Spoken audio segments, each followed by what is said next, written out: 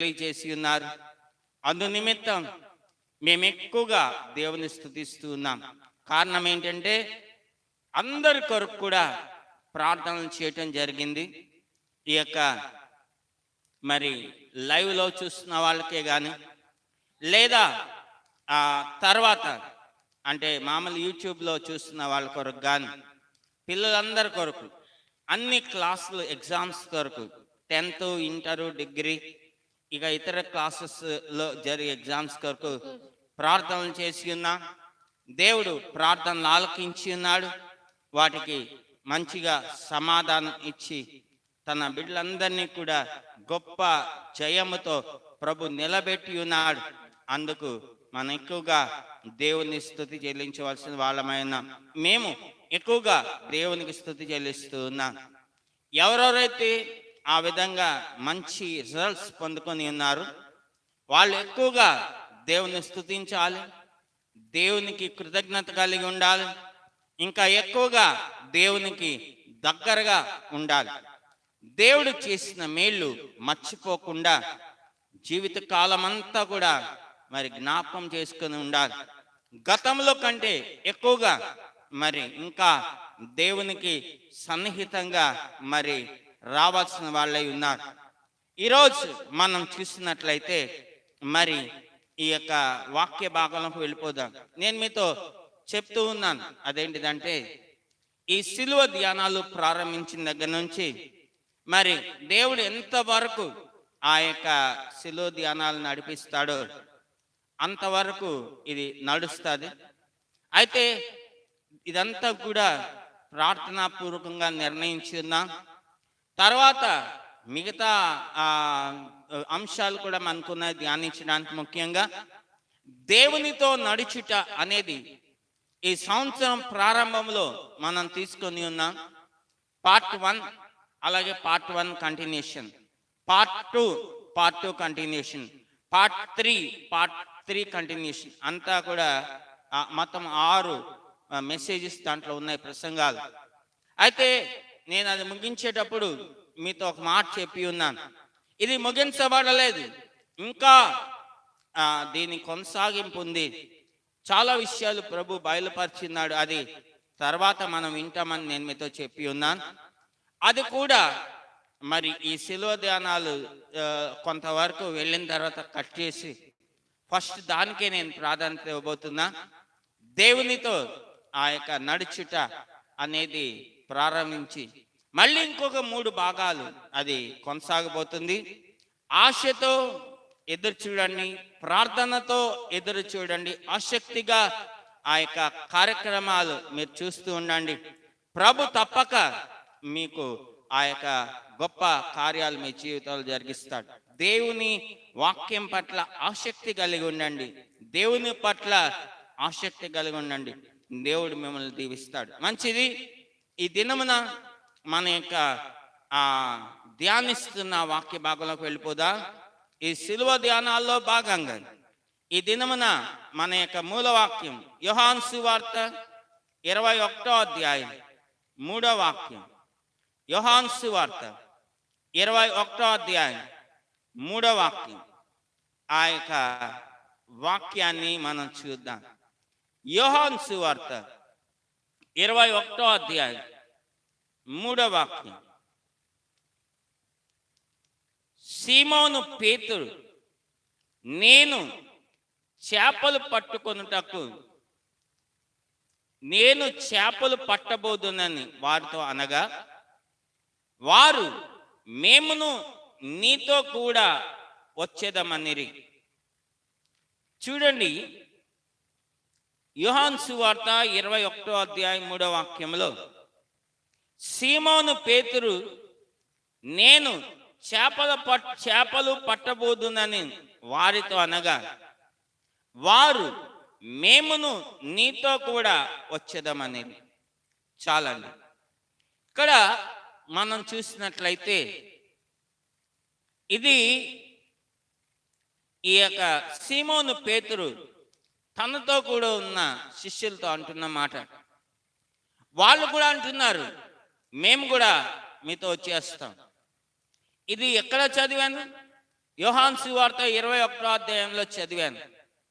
అంటే అప్పటికి ప్రభు అయిన యేసుక్రీస్తు సిలువ వేయబడ్డాడు, ఆయన మరణాన్ని గెలిచి తిరిగి లేచాడు. అదంతా అయిపోయిన తర్వాత ఇది జరుగుతూ ఉంది. అంటే ఒక మాటలో చెప్పాలంటే శిష్యుల్లో ఒక నిరాశ నిస్పృహలు వచ్చేసాయి. ఈ యొక్క ముఖ్యంగా సీమోను పేతురులో గొప్ప నిరాశ చేసింది. అందుకనే ఆయన అంటున్నాడు, నేను మళ్ళీ చేపలు పట్టబోదును అని వారితో అక్కడున్న మిగతా శిష్యులతో అంటూ ఉన్నాడు. అసలు దేవుని యొక్క వాక్యాన్ని మనం చూసినట్లయితే ప్రభు అయిన యేసుక్రీస్తు ఆయన మరి సువార్త పరిచర్య ప్రారంభించే దినాల్లో ఆయన తన శిష్యుల్ని ఒక్కొక్కరిని ఆయన పిలుస్తూ ఉన్నాడు.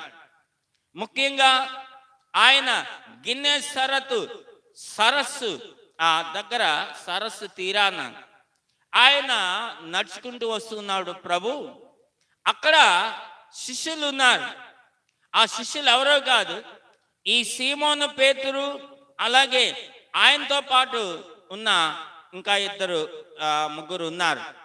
చదువుదాం. లూకా సువార్త 5వ అధ్యాయం 10వ వాక్యం. అక్కడ మనం చూసినట్లయితే లూకా సువార్త 5వ అధ్యాయం 10వ వాక్యం. అలాగున లూకా సువార్త 5వ అధ్యాయం 10వ వాక్యం చదవండి.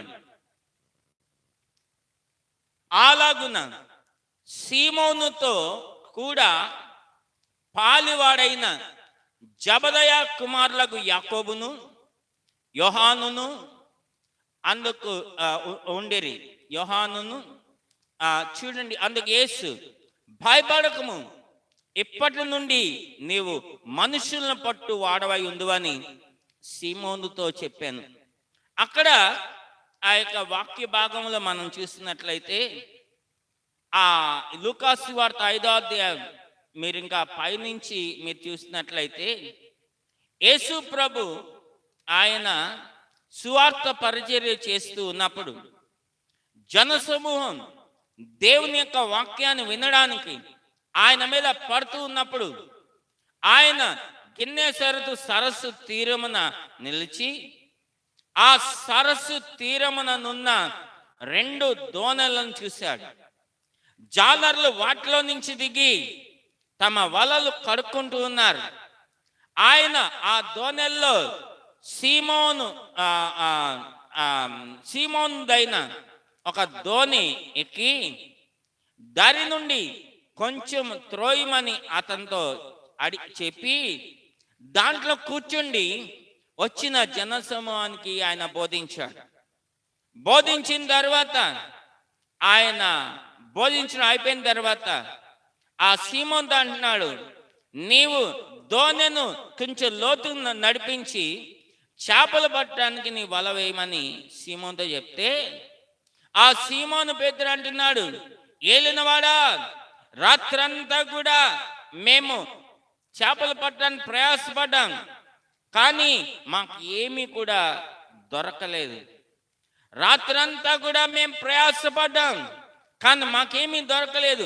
ఆయనను నీ మాట చొప్పున మేము వలలు వేస్తామని ఆయనతో చెప్పి, చూడండి, ఆయన చెప్పిన మాట వినకపోతే ఏమైనా ఇబ్బంది పడతాడేమో, బాధపడతాడేమో అని ఆయన చెప్పాడు కాబట్టి అన్నట్టుగా వల వేశాడు.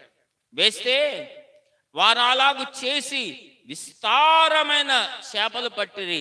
అందుచేత వారి వలలు పిగిలిపోచుండగా, చూడండి, గిన్నెసరతు సరస్సు రాత్రంతా కూడా గాలించారు, ఒక్క చేప దొరకలా. అయితే ప్రభు వచ్చి ఆయన వాక్యం చెప్పిన తర్వాత ఆ దోణిని కొంచెం లోపలికి నడిపించమని వల ఆయన చూపించిన వైపు వల వేయమన్నప్పుడు వేస్తే ఆ చేపలు ఎన్ని పడ్డాయంటే వల పిగిలిపోయి అన్ని చేపలు పడ్డాయి. అయితే ఆ యొక్క వాళ్ళు వేరొక దోణి వాళ్ళకి రమ్మని సైక్ చేస్తే వాళ్ళంతా వచ్చి 2 దోణెలు మునిగి అన్ని చేపలతో ఆ ఆ యొక్క నింపేశారు, ఆ వలలో ఉన్న చేపలన్నీ తీసి. అప్పుడు సీమోను పేతురు అది చూసి యేసు దగ్గర మోకాలుని సాగిలపడి, నన్ను విడిచిపో ప్రభువా, నేను పాపాత్ముణ్ణి అని చెప్పి చెప్తా ఉన్నాడు. అయితే ఆ దినమున వారు పట్టిన చేపల రాశి అతనితో కూడా ఉన్న వారందరూ విస్మయముందరు. జన్మలో కూడా నేను చేపలు పడలేదంట. అయితే ఆ యొక్క అద్భుతం ప్రభు చేసి ఇప్పుడు అక్కడ ఉన్న వాళ్ళతో పిలుస్తున్నాడు. వాళ్ళని, సీమోన్ని పిలుస్తున్నాడు. ఏమనంటే, నువ్వు భయపడద్దు, ఇప్పటి నుండి నీవు మనుషులు పట్టు జాలరు అవుతావు అని పిలవగానే సీమోన్ ఒక్కడే కాదు, సీమోన్తో పాటు ఉన్న యాకోబు, యోహాను వాళ్ళంతా కూడా ప్రభుని వెంబడించారు. ఆ యొక్క వాళ్ళ వలలు, వాళ్ళ దోణెలు అన్నీ కూడా ఒడ్డుకు లాగేసి, ఆ యొక్క దరికి లాగేసి అవన్నీ కూడా అక్కడే విడిచిపెట్టేసి ప్రభుని వాళ్ళు వెంబడించారు. చూడండి, ఒక అద్భుతం ప్రభు వాళ్ళ జీవితాల్లో చేశాడు. చేయటం ద్వారా వాళ్ళు యేసు ప్రభుని వెంబడించడం ప్రారంభించారు. అయితే మనం చూసినట్లయితే వాళ్ళు మనుషులను పట్టే జాలర్లు అంటే ఏంటో వాళ్ళకి అర్థం కాలా. అయితే వాళ్ళు ప్రభు రమ్మన్నాడు కాబట్టి అన్నట్టుగా ఆయన వెంబడించడం ప్రారంభించారు. అయితే ఆయన ఏం చేశాడంటే, మార్కు సువార్త 3వ అధ్యాయం మరి 14 నుంచి 16 వచనాల్లో మనం చూసినట్లయితే, అక్కడ వారు తనతో కూడా ఉండునట్లు దయ్యములను వెళ్ళగొట్టు అధికారం గలవారై సువార్త ప్రకటించుటకును వారిని పంపవలనని ఆయన 12 మందిని ఏర్పాటు చేసుకొనెను. వారు చూడండి ఎవరనగా అని చెప్తా, ఆయన పేతురు అను పేరు పెట్టిన సీమోను అక్కడి నుంచి ప్రారంభించారు. జబదయ కుమారుడు యాకోబు, అతని సోదరుడని యోహాను.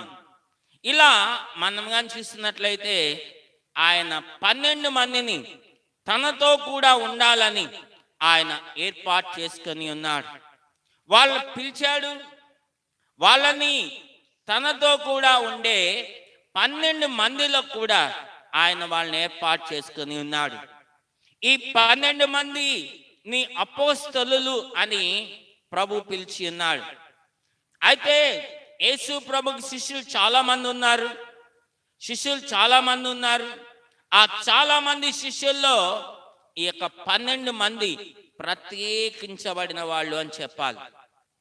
మిగతా వాళ్ళందరూ శిష్యులు, ఈయన మాత్రం ఈ యొక్క 12 మంది మాత్రం అపోస్తులు అని దేవుని యొక్క వాక్యంలో మనం చూస్తున్నాం. అయితే మనం చూసినట్లయితే ఆయన ఈ అపోస్తులకి మంచి ట్రైనింగ్ ఇస్తూ ఉన్నాడు. లూకాసు వార్త 10వ అధ్యాయం 1వ వాక్యంలో మనం కానీ చూసినట్లయితే, అటు తర్వాత చదవండి, లూకాసు వార్త 10వ అధ్యాయం 1వ వాక్యం. అటు తర్వాత ప్రభు 70 మంది ఇతరులను నియమించి తాను వెళ్ళబోవు ప్రతి ఊరికి, ప్రతి చోటికి తనకంటే ముందుగా ఇద్దరిద్దరుగా వారిని పంపించాడు. అందరు హల్లెలూయా చెప్పండి. హల్లెలూయా, హల్లెలూయా. 17వ వచనానికి రండి. 17, అదే అధ్యాయం 17. ఆ 70 మంది శిష్యులు సంతోషముతో తిరిగి వచ్చి, ప్రభువా, దయ్యములు కూడా నీ నామము వలన మాకు లోబడుచున్నవని చెప్పగా, ఆయన సాతాను మెరుపు వలె ఆకాశం నుండి పడుట చూచి తిని, ఇదిగో పాములను తేళ్లను త్రొక్కుటకును శత్రు బలమంతటి మీదను మీకు అధికారం అనుగ్రహించి ఉన్నాను, ఏదియు మీకెంత మాత్రమును హాని చేయదు. చూడండి, ఆయనను దయ్యములు మీకు లోబడుచున్నవని సంతోషింపక మీ పేర్లు పరలోకమందు రాయబడి ఉన్నవని సంతోషించుడని వారితో చెప్పాను. అందరు హల్లెలూయా చెప్దామా? హల్లెలూయా. చాలా జాగ్రత్తగా వినండి. ఆయన వాళ్ళని పిలిచాడు, ఆయన వారిని ఏర్పాటు చేసుకున్నాడు, ఆయన వాళ్ళకి మంచిగా తర్ఫీదు ఇచ్చాడు. ఆయన ఒక్కసారి ఊరికే ట్రయల్ అంటే ఒకసారి చూద్దాం అని ట్రయల్గా వాళ్ళని పంపించాడు. పంపిస్తే వాళ్ళు వెళ్ళి ఆయన చూడండి ఎక్కడికో కాదు, యేసు ప్రభు ఏ ఏ స్థలాలకు వెళ్ళబోతున్నాడో ఆయన కన్నా ముందుగా వీళ్ళని పంపించాడు. వీళ్ళు వెళ్ళారు. వీళ్ళు వెళ్తే దయ్యాలు కేకలు పెడతా పారిపోతూ ఉన్నాయి. అనేకమైన అద్భుతాలు జరుగుతూ ఉన్నాయి. వీళ్ళు ఎంతో సంతోషంగా తిరిగి వస్తూ ఉన్నారు. ప్రభువా, దయ్యాలు కేకలు వేస్తా వెళ్ళిపోతున్నాయి, అసలు మమ్మల్ని చూడగానే అవి గడవడలాడిపోతున్నాయి ప్రభువా అని చాలా సంతోషంగా ఉంటూ ఉన్నారు. అవును, ప్రభు అంటున్నాడు, వాటన్నిటి మీద నేను మీకు అధికారం ఇస్తూ ఉన్నా. అవును, మిమ్మల్ని దయ్యాల మీద కాదు, పాములను తేళ్లను తొక్కే అధికారం మీకు ఇస్తున్నా, శత్రు బలమంతటి మీద మీకు అధికారం ఇస్తున్నా, ఏది కూడా మీకు ఎంత మాత్రం కూడా హాని చేయదు అని చెప్తా. మీకు ఇంకో సంతోషకరమైన వార్త ఏంటో తెలుసా? ఈ దయ్యాలు లోబడతాయని సంతోషించడం కాదు, లేదా అద్భుతాలు జరుగుతున్నాయని సంతోషించడం కాదు, మీ పేర్లు పరలోకమందు రాయబడి ఉన్నాయని మీరు సంతోషించండి అంటున్నాడు. అందరు హల్లెలూయా చెప్పండి. హల్లెలూయా, హల్లెలూయా, హల్లెలూయా. అవును, చూడండి, వీళ్ళు ఎంత ఎన్నికలేని వాళ్ళు, వీళ్ళు మనుషుల చేత వెలివేయబడిన వాళ్ళు, మనుషులు ఎన్నిక చేయని వాళ్ళు. అలాంటి వాళ్ళని ఆయన ఏం చేస్తున్నాడు చూడండి, పిలుస్తున్నాడు, ఏర్పాటు చేసుకుంటున్నాడు, సువార్త పరిచర్య నేర్పిస్తున్నాడు, వాళ్ళని సువార్త ప్రకటించడం పంపిస్తున్నాడు, దయ్యాల మీద అధికారం ఇస్తున్నాడు, వాళ్ళతో అద్భుతాలు మాత్కార్యాలు చేయిస్తున్నాడు. అన్నీ ఒక ఎత్తు అయితే వాళ్ళ పేర్లు పరలోకమందు రాయబడేటట్లుగా ఆయన చేస్తున్నాడు. అందరు హల్లెలూయా చెప్పండి. హల్లెలూయా, హల్లెలూయా. అయితే ఆయన అంతా చేసినా యోహాను సువార్తకు రండి. యోహాను సువార్త 6వ అధ్యాయం 66వ వాక్యం. యోహాను సువార్త 6వ అధ్యాయం 66వ వాక్యం. యోహాను సువార్త 6:66. అప్పటి నుండి ఆయన శిష్యులలో అనేకులు వెనుక తీసి మరి ఎన్నడూను ఆయనను వెంబడింపలేదు. కాబట్టి యేసు, మీరు కూడా వెళ్ళిపోవాలని ఉన్నారా అని 12 మందిని అడుగగా, సీమోను పేతురు, ప్రభువా, ఎవని యొద్దకు వెళ్ళుదుము? నీవే నిత్య జీవపు మాటలు గలవాడవు. చాలా జాగ్రత్తగా వినండి. ఇందాక లూకా సువార్త 10వ అధ్యాయం 1వ వాక్యంలో చూస్తే 70 మంది ఉన్నారు. ఎంతమంది ఉన్నారు? 70 మంది. వాళ్ళని పంపించాడు. ఆ 70 మందిలోనే 12 మందిని ఆయన ప్రత్యేకించి అపోస్తులను పిలిచి ఆయన వాళ్ళ కొరకు స్పెషల్గా తర్ఫీదిస్తూ ఉన్నాడు. అందరికీ ఇస్తున్నాడు. 12 మంది మీద ఆయన ప్రత్యేకమైన శ్రద్ధ ఉంచాడు. ఇక్కడ చూస్తే యోహాను సువార్త 6వ అధ్యాయం 66వ వచనంకి వచ్చేటప్పటికి ఆ 70 మందిలో అనేక మంది శిష్యులు. ఇంకా అప్పటికి ఆయన సిలువ వేయబడలేదు, ఇంకా అప్పటికి ఆయన మరణించలేదు, ఇంకా అప్పటికి ఆయన పునరుద్ధరణ అవ్వలేదు. ఒక మాటలో చెప్పాలంటే యోహాను సువార్త 6వ అధ్యాయం అంటే ప్రారంభంలోనే చాలా మంది, ఆ 70 మంది శిష్యుల్లో చాలా మంది ప్రభుని విడిచిపెట్టి వెళ్ళిపోతా ఉన్నారు. వెళ్ళిపోతా ఉంటే ఆయన మిగిలిన వాళ్ళలో, ముఖ్యంగా ఈ 12 మందిలో అక్కడ క్లియర్గా చెప్తున్నాడు, ఆ 12 మందిని అడుగుతున్నాడు 67 వచనంలో. ఆ చాలా మంది వెళ్ళిపోతున్నారు కదా, మీరు కూడా వెళ్ళిపోవాలని ఉన్నారా అని అడుగుతున్నాడు. అడుగుతున్నప్పుడు ఆ 12 మందిలో మనం చూస్తాం, ఎక్కువగా యేసు ప్రభు ఏది అడిగినా వెంటనే సమాధానం చెప్పేది ఎవరంటే సీమోను పేతురు. అందరు హల్లెలూయా చెప్పండి. ఎక్కువగా యేసు ప్రభు ఏది అడిగినా వెంటనే సమాధానం చెప్పేది ఎవరు అంటే సీమోను పేతురు. అక్కడ మనం చూస్తాం. అలాని సీమోను పేతురు అందరికన్నా సీనియర్ అని అనలేను, అలాగని సీమోను పేతురు 12 మందిలో సీమోను పేతుర్ని ప్రభు నాయకుడిగా పెట్టాడు అని అనలేను. అయినా ఆయన ఒక్కడు మాత్రం ప్రభు దగ్గర చాలా ఫ్రీగా ఉంటున్నాడు. ఆయన చాలా స్వేచ్ఛగా ఆయన ప్రభుతో మెలుగుతూ ఉన్నాడు. ఆయన అంటున్నాడు, ప్రభువా మేము ఎక్కడికి వెళ్ళమంటావు, నీవే నిత్య జీవపు మాటలు కలిగిన వాడు, నిన్ను విడిచిపెట్టి మేము ఎక్కడికి వెళ్తాం ప్రభువా అని అడుగుతా ఉన్నాడు. అవునండి నా ప్రియమైన సహోదరుడా సహోదరి, ఈ ఉదయకాల సమయంలో ఆయన నిత్య జీవపు మాటలు గలవాడు. అందరు హల్లెలూయా చెప్పండి. ఆయన్ని విడిచిపెట్టి ఎక్కడికి వెళ్తారు?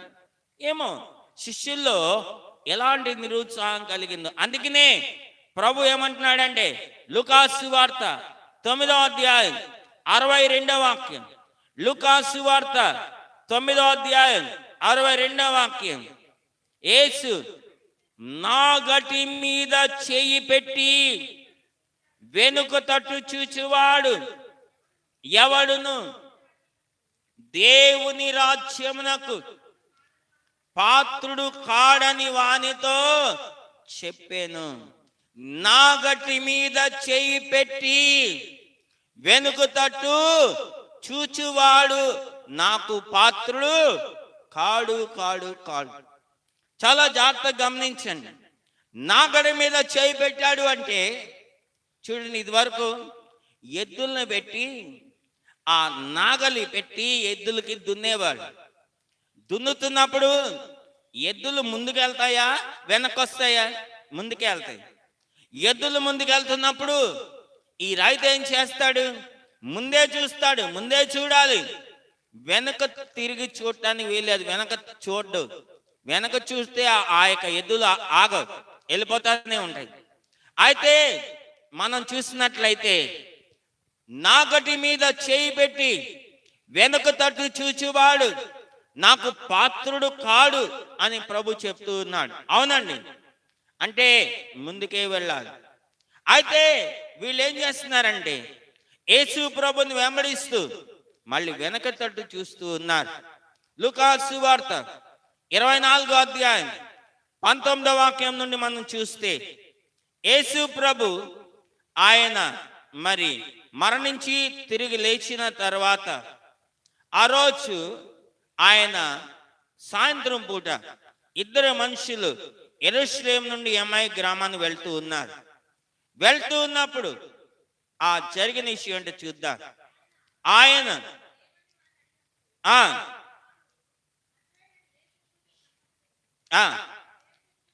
ఆయన దేవుని ఎదుటను ప్రజలందరి ఎదుటను క్రియలోను వాక్యములోను శక్తిగల ప్రవక్త ఉండెను. మన ప్రధాన యాజకులను అధికారులను ఆయనను ఎలాగూ మరణ శిక్షకు అప్పగించి సిలువ వేయించడని తెలీదా? ఆ 21వ వచనం చాలా కీలకమైనది. ఇశ్రాయేలును విమోచింపబోవాడు ఈయనే అని మేము నిరీక్షించి ఉంటిమి. చాలా జాగ్రత్తగా గమనించండి.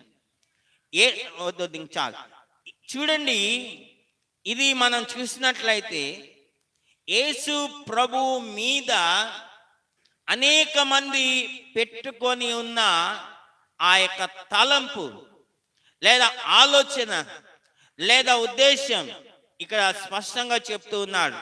ఇశ్రాయేలును విమోచింపబోవాడు ఈయనే అని మేము నిరీక్షించి ఉంటిమి.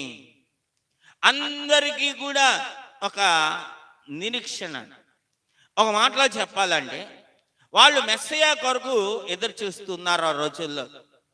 అయితే వాళ్ళు అనుకున్న పద్ధతి వేరు, యేసు ప్రభు మెస్సయ్యగా వచ్చిన పద్ధతి వేరు. వాళ్ళు ఏమనుకున్నారంటే మెస్సయ్య చాలా అంగు ఆర్భాటంతో వస్తాడు, గుర్రాలు రథాలతో వస్తాడు, ఈ ప్రపంచం అంతటిని కూడా ఆయన జయించి వస్తాడు. అయితే ఆయన ఒక సామాన్యమైన ఒక కుటుంబంలో ఆయన జన్మించి ఉన్నాడు. అయితే ఆయన వాళ్ళ మధ్య పుట్టి పెరిగి పెద్దవాడయ్యాడు. ఇవన్నీ కూడా వాళ్ళకి ఏం అర్థం కాలేదు. అయితే వాళ్ళు ఆయన పెరిగి పెద్దవాడైన తర్వాత బోధలు చేస్తూ ఉన్నప్పుడు బోధలు వింటున్నారు, జనం ఫాలోయింగ్ చూస్తూ ఉన్నారు, బానే ఉంది. ఆయన అద్భుతాలు మాత్కార్యాలు చేస్తున్నాడు, పరలోక రాజ్యాన్ని గురించిన సంగతులు చెప్తున్నాడు, అంతా బానే ఉంది. వాళ్ళలో కొంతమందికి నమ్మకం ఏర్పడింది, ఇశ్రాయేలును ఏమంటున్నాడు, విమోచింపబోవాడు ఈయనే అని మేము నిరీక్షించి ఉంటిమి, నిరీక్షణతో ఉంటూ ఉన్నారు. అయితే ఆలోగా ఏం జరిగింది అంటే వాళ్ళ నిరీక్షణ అంతా బొమ్మైపోయింది.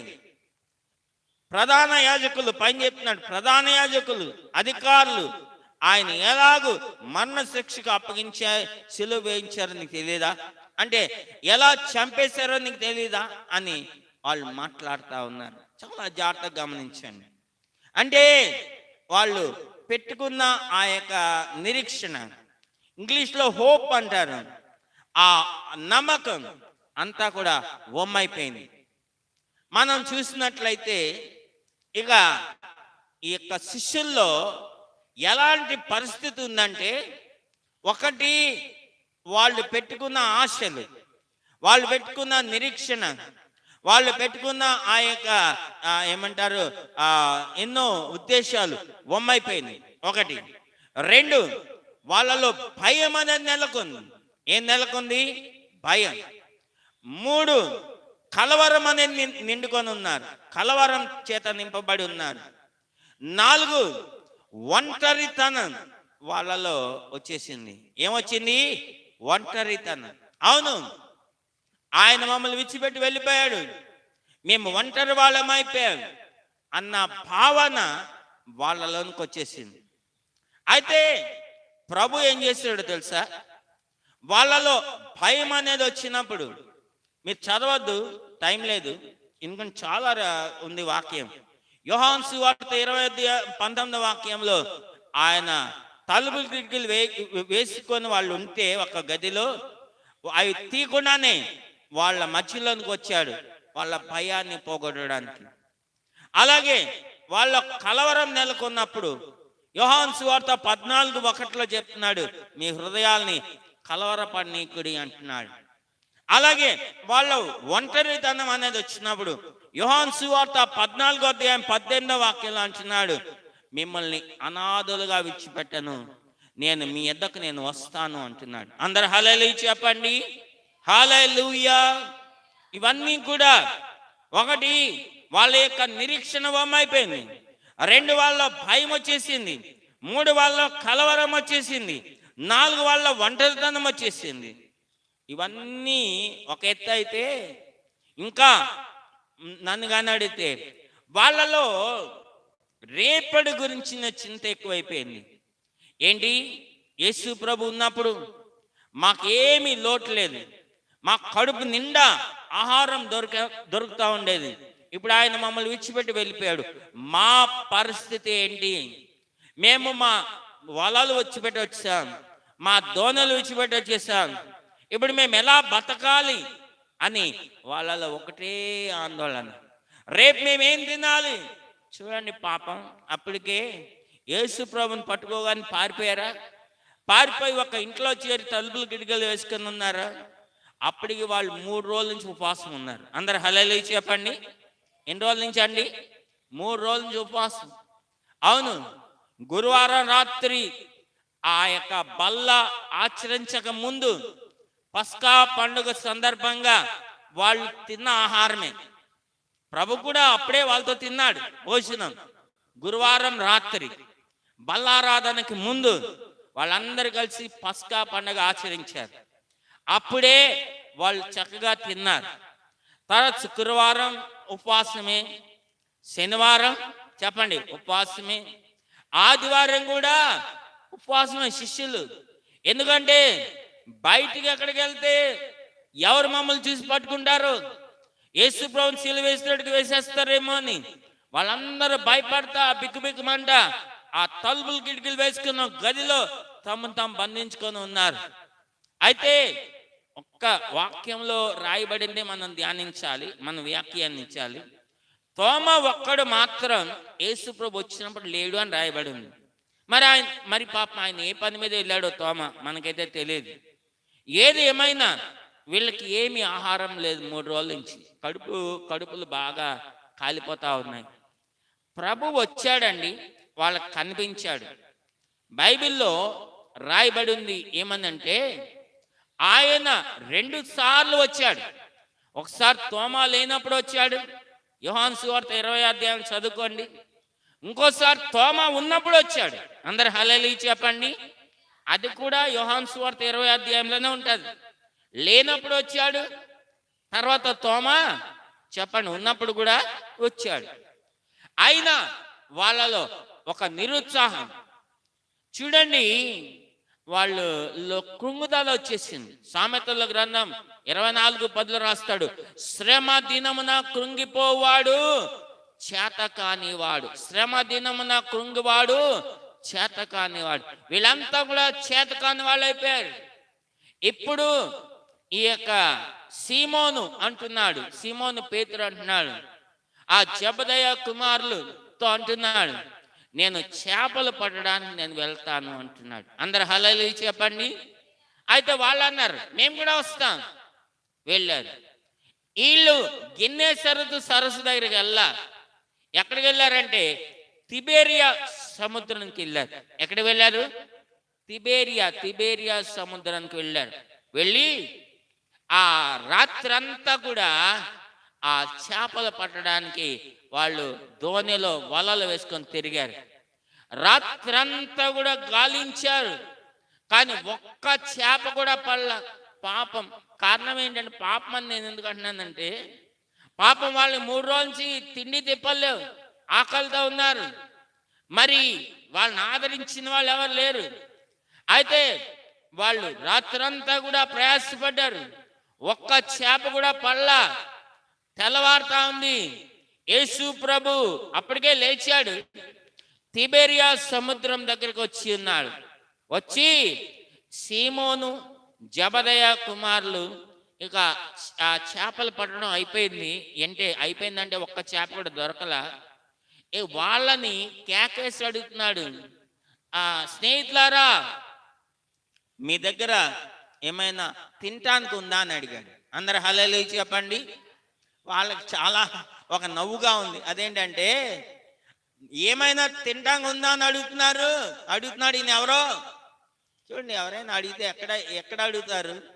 ఈ అడుక్కునే వాళ్ళు ఎవరైనా ఉన్నారంటే ఇళ్ళకి వచ్చి అడుగుతారు, అంతేనా? వెళ్ళి సముద్రం దగ్గరికి వెళ్ళి ఆ సముద్రం లోపల చేపలు పడుతున్న వాళ్ళని మీ దగ్గర ఏమైనా తినడానికి ఉందా అని అడుగుతారా? అడగరు. వీళ్ళకి ఆయన యేసు ప్రభు అని తెలియదు పాపం. అయితే ఆయన యేసు ప్రభు వచ్చి వాళ్ళని అడుగుతున్నది అది. ఏమంటున్నాడు? మీ దగ్గర ఏమైనా తినడానికి ఉందా అంటే ఏం లేదాయా, ఏం లేదు అని చెప్పేస్తా ఉన్నారు. అట్లాగా. అయితే ఒకటి చెప్తున్నాడు, ఇదిగో ధోనికి కుడి ప్రక్కన మీ వలలు వేయండి అన్నాడు. అందరు హల్లెలూయా చెప్పండి. వాళ్ళకి ఆశ్చర్యం. అదేంటిదంటే అసలు ముందు వాళ్ళకి యేసు ప్రభుని గుర్తుపడితేనే కదా, యేసు ప్రభు అని వీళ్ళు గుర్తుపడితేనే కదా.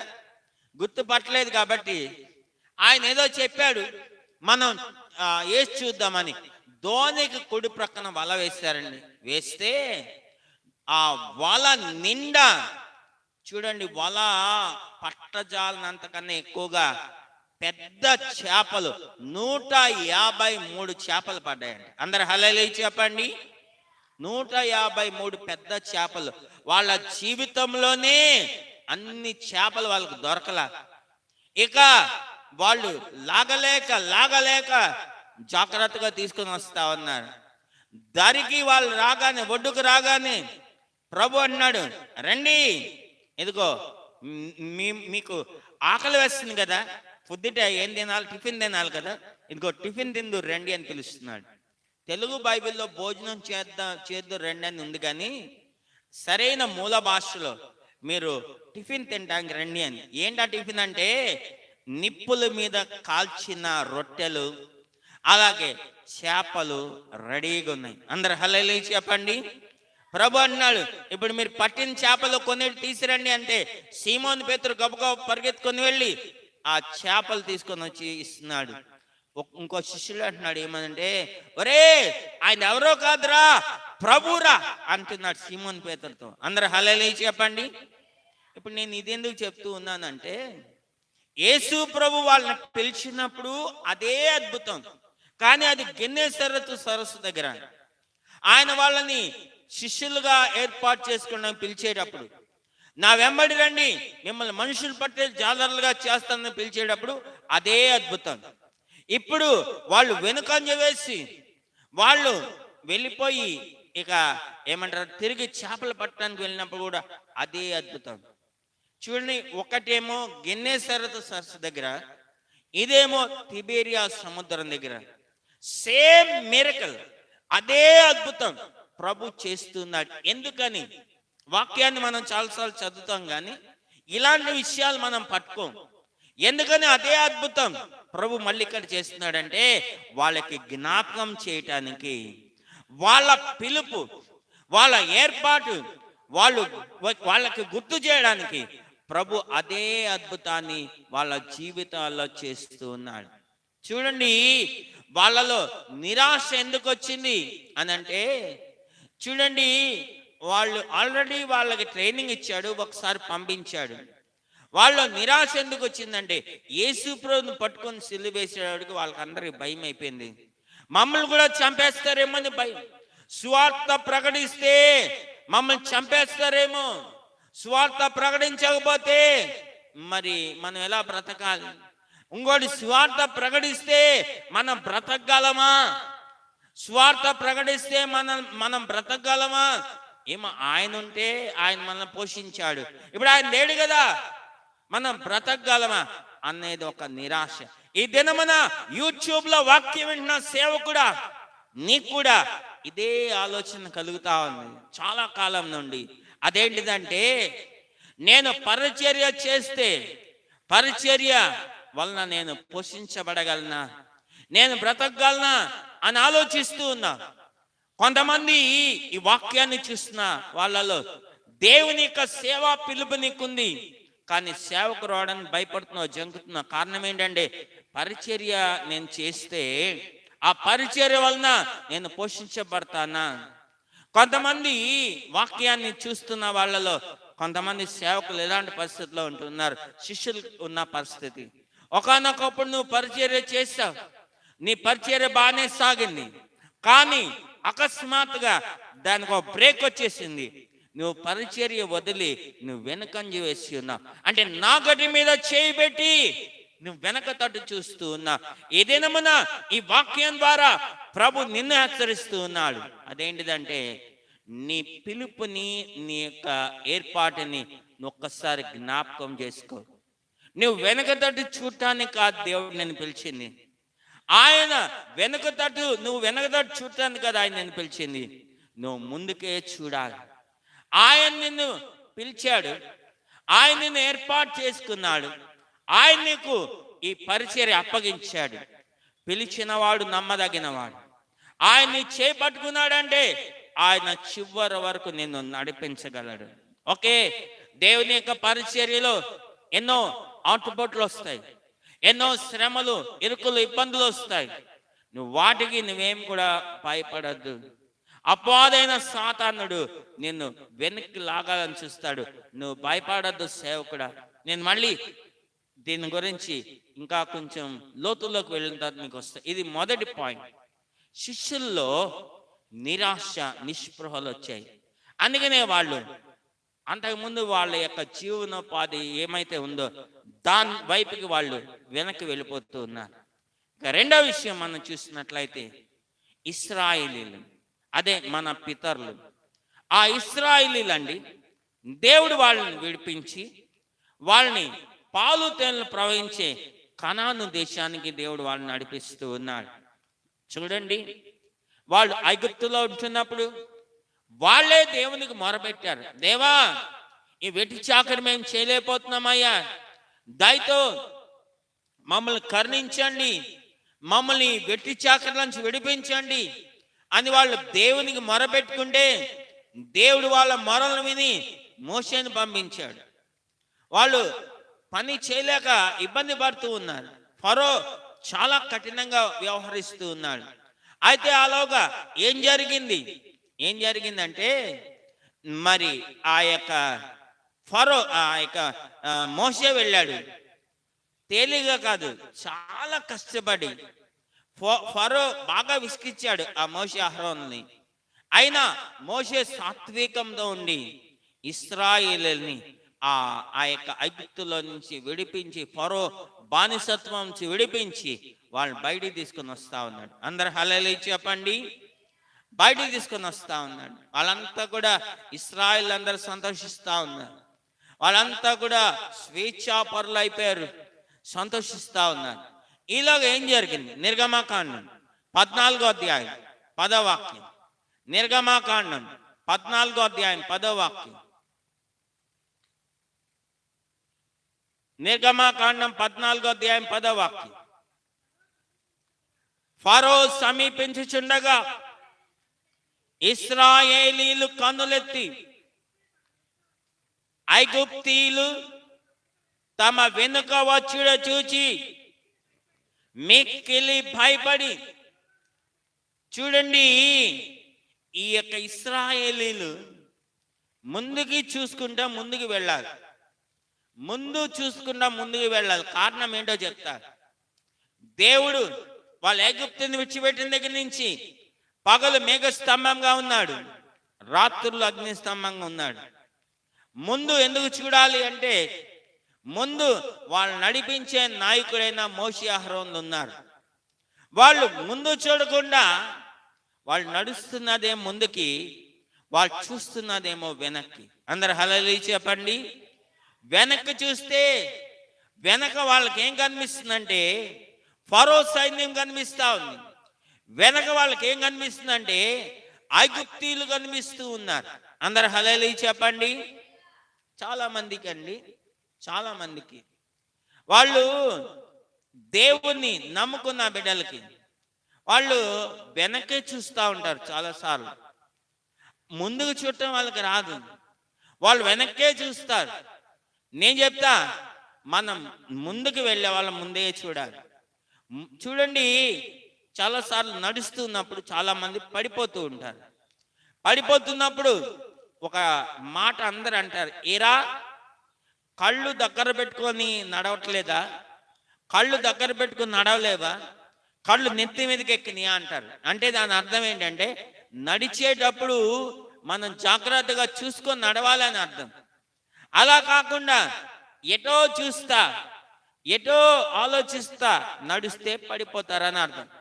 ఈ ఇశ్రాయేలీలు ముందుకు వెళ్తున్నారు కానీ వెనక చూస్తున్నారు. వెనకాల చూడటం వలన వాళ్ళ యొక్క యాత్రలో ఏమొచ్చిందంటే కలవరం అని చెప్పండి. ఏమొచ్చింది? వెనక ఏమైనా రానివ్వండి, ఫరో రానివ్వండి, ఐగుప్తీయులు రానివ్వండి, ఏదైనా రానివ్వండి, అదంతా ఎవరు చూసుకుంటారు? దేవుడు చూసుకుంటాడు. అందరు హల్లెలూయా చెప్పండి. అదంతా ఎవరు చూసుకుంటారు? మోషే అహరోనులు చూసుకుంటారు. ఎందుకంటే వాళ్ళు నడిపిస్తున్నారు. దేవుడు వాళ్ళని విడిపించి నడిపిస్తున్నాడు. అది దేవుడు చూసుకుంటాడు. దేవుడు చూసుకోవాలి. చాలా మంది, దేవుడా నీకంత ప్రయాస వద్దయ్యా, నువ్వు అంత శ్రమ పడద్దయ్యా, మేమే చూసుకొని మేమే నడుస్తాం, నువ్వు ఏం చూడక్కర్లేదయ్యా అని అలాంటి అనవసరమైన మాటలు చెప్తా ఉంటారు, అనవసరమైన ప్రయాస పడుతూ ఉంటారు. అందుకనే దానివల్ల ఏమవుతుందంటే వాళ్ళ జీవితాలలో కలవరం చూడండి, దాంతో మొదలైంది. ఏది? ఐగుప్తీయులు కనిపించారు, ఫరో కనబడ్డాడు, వాళ్ళ కలవరం ప్రారంభమైంది. పోనీ కనీసం నేనంట ఆ ఆ దెబ్బతో అయినా వాళ్ళు ఏం చేయాలి? వెనక చూడటం మానేయాలి. అందరు హల్లెలూయా చెప్పండి. హల్లెలూయా, హల్లెలూయా. ఆ దెబ్బతో వాళ్ళు వెనక చూడటం మానేయాలి. అరే, మనం వెనక చూడటం వలన మన యాత్ర అంతా కూడా కలవరం అయిపోయింది, కలవరం పాలైపోయింది. మనం వెనక చూడొద్దు, మనం ముందుకే చూద్దాం అని వెనక చూడటం మానేసి వాళ్ళు ముందుకే చూసుకుంటూ వెళ్ళాలి. కానీ వాళ్ళు ఏం చేస్తున్నారంటే ఒక్క దెబ్బతో వాళ్ళకి ఏం బుద్ధి రావట్లేదండి. ఇంకా వాళ్ళు వెనక చూస్తానే ఉన్నారు. సంఖ్యాకాండం 11వ అధ్యాయం 5వ వాక్యం. సంఖ్యాకాండం 11వ అధ్యాయం 5వ వాక్యం. సంఖ్యాకాండం 5వ అధ్యాయం 11వ అధ్యాయం 5వ వాక్యం. అక్కడ ఐగుప్తులో మేము ఉచితంగా తిన్న చేపలను, కీరకాయలను, దోసకాయలను, కూరాకులను, ఉల్లిపాయలను, తెల్లగడ్డలను జ్ఞాపకమునకు వచ్చుచున్నవి. ఇప్పుడు మా ప్రాణము సొమ్మసిల్లెను. అందరు హల్లెలూయా చెప్పండి. వీళ్ళు వెనక్కి చూస్తున్నారు ఐగుప్తుని. ఏమంటున్నారు? ఐగుప్తులో మేము ఉచితంగా తిన్న చేపలు. అవును, ఇశ్రాయేలీలు ఐగుప్తులో ఉన్నది గోషెను ప్రాంతం. ఆ గోషెను అనేది ఐగుప్తు మధ్యలో నుంచి ఒక నది వెళ్తా ఉంది. ఆ నది పేరు నైలు నది. ఆ నైలు నదిలో మొసళ్ళు ఎక్కువ ఉంటాయి. మొసళ్ళు, ఆ మొసళ్ళతో పాటు చేపలు ఉంటాయి. అది మేము అక్కడికి వెళ్ళాం, ఇజ్రాయెల్ దేశం వెళ్ళాం. ఇజ్రాయెల్, జోర్డన్, ఈజిప్ట్, పాలెస్టైన్ 4 దేశాలు 10 రోజులు ట్రిప్ వెళ్ళాం. అందుకనే నేను వెళ్ళాను కాబట్టి, చూశాను కాబట్టి చెప్తుంది. ప్రపంచంలోకెల్లా అతి పొడవైన నది ఏదంటే నైల్ నది. ఆ నైలు నది తీరంలోనే ఇశ్రాయేలీలు ఉన్నారు. దానినే గోషేను అంటారు. అయితే వాళ్ళు ఎప్పుడు కావాలండి అప్పుడు ఆ నైలు నదిలో చేపలు పట్టుకొని తింటూ ఉండేవాళ్ళు. అయితే అవి జ్ఞాపకం వస్తా ఉన్నాయంట. అలాగే అక్కడ దోసకాయలు తిన్నారంట, కీరకాయలు తిన్నారంట, ఉల్లిగడ్డలు తిన్నారంట, ఆకుకూరలు తిన్నారంట, తెల్లగడ్డలు తిన్నారంట. ఇవన్నీ కూడా వాళ్ళకి జ్ఞాపకం వస్తూ ఉన్నాయంట. కీరకాయలు కూడా తిన్నారంట. ఎన్ని జ్ఞాపకం వస్తూ ఉన్నాయంట. అలాగని దేవుడు వాళ్ళని ఉపవాసంతో పెట్ల, వాళ్ళ కడుపులు మార్చల. వాళ్ళకి ప్రతి పూట శ్రేష్టమైన ఆహారం పరలోకం నుంచి దేవుడు కుమ్మరిస్తూ ఉన్నాడు. అందరు హల్లెలూయా చెప్పండి. అవునండి. ఇప్పుడు ఈ లిస్టు చెప్పారే, కూరగాయలు, ఆకుకూరల లిస్టు, వాళ్ళు ప్రయాసపడందే అవి వాళ్ళు తినడానికి లేదు.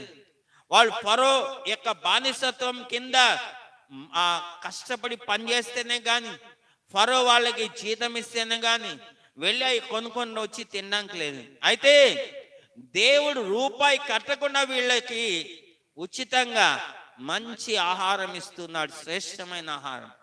ఆ శ్రేష్టమైన ఆహారం తింటా ఉండి కూడా వాళ్ళకి తృప్తి లేదు అని చెప్పాలి. ఏం లేదండి?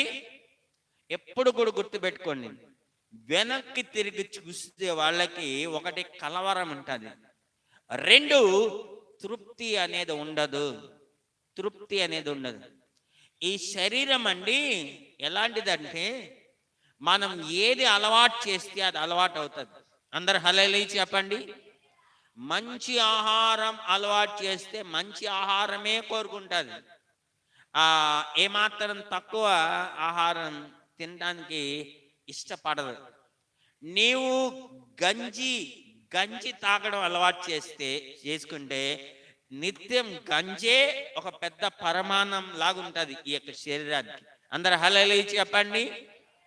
అలా కాదు, మంచి బిర్యానీలు అలవాటు చేసావనుకో, బిర్యానీ దొరకని రోజు నీ మొహం మాడిపోద్ది. అందరు హల్లెలూయా చెప్పండి. ఈ శరీరం సుఖపెడితే సుఖానికి అలవాటు పడుతుంది, కష్టపెడితే కష్టానికి అలవాటు పడుతుంది.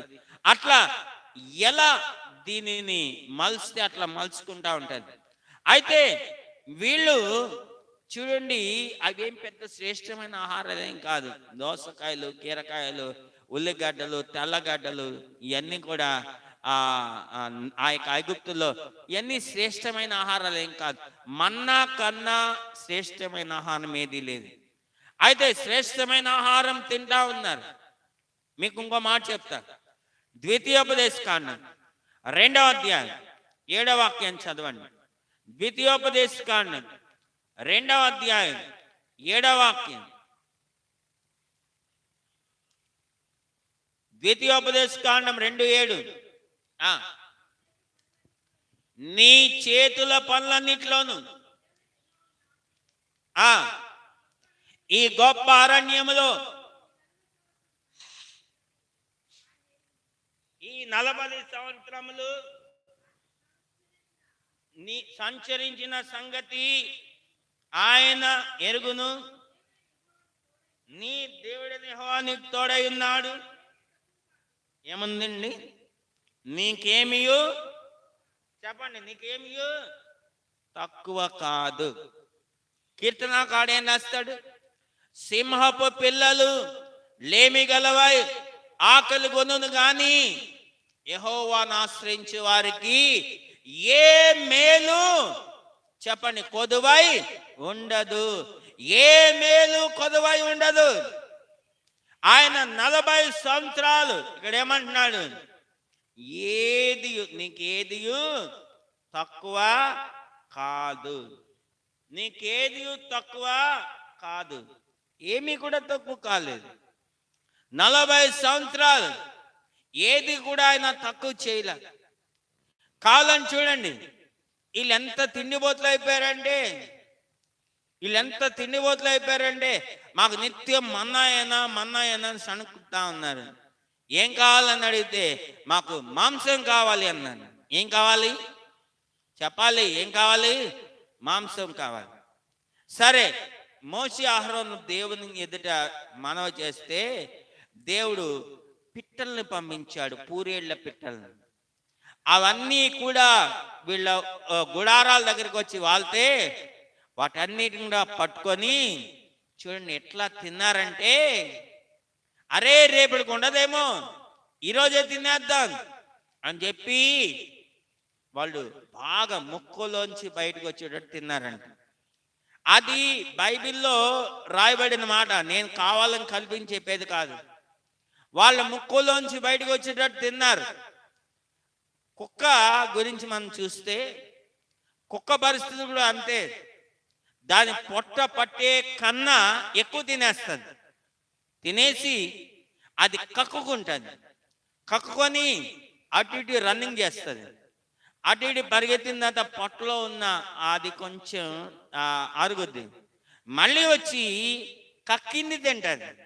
నిజంగా మన పితరులను ఇశ్రాయేలీయులు ఆ విధంగా తిండిపోతులు అయిపోయారు. అందరు హల్లెలూయా చెప్పండి. దేవుడేమో ఏం తక్కువ చేయలేదు, అయినా వీళ్ళు తిండిపోతులు అయిపోయారు. ఇంకా చూడండి, దేవుడు విస్తారంగా ఇస్తే కూడా అలా చేస్తా ఉన్నారు. ఇంకా దేవుడు వాళ్ళని ఎలా నడిపించాడు? ద్వితీయోపదేశ కాండం 8వ అధ్యాయం 4వ వాక్యం. ద్వితీయోపదేశ కాండం 8వ అధ్యాయం 4వ వాక్యం.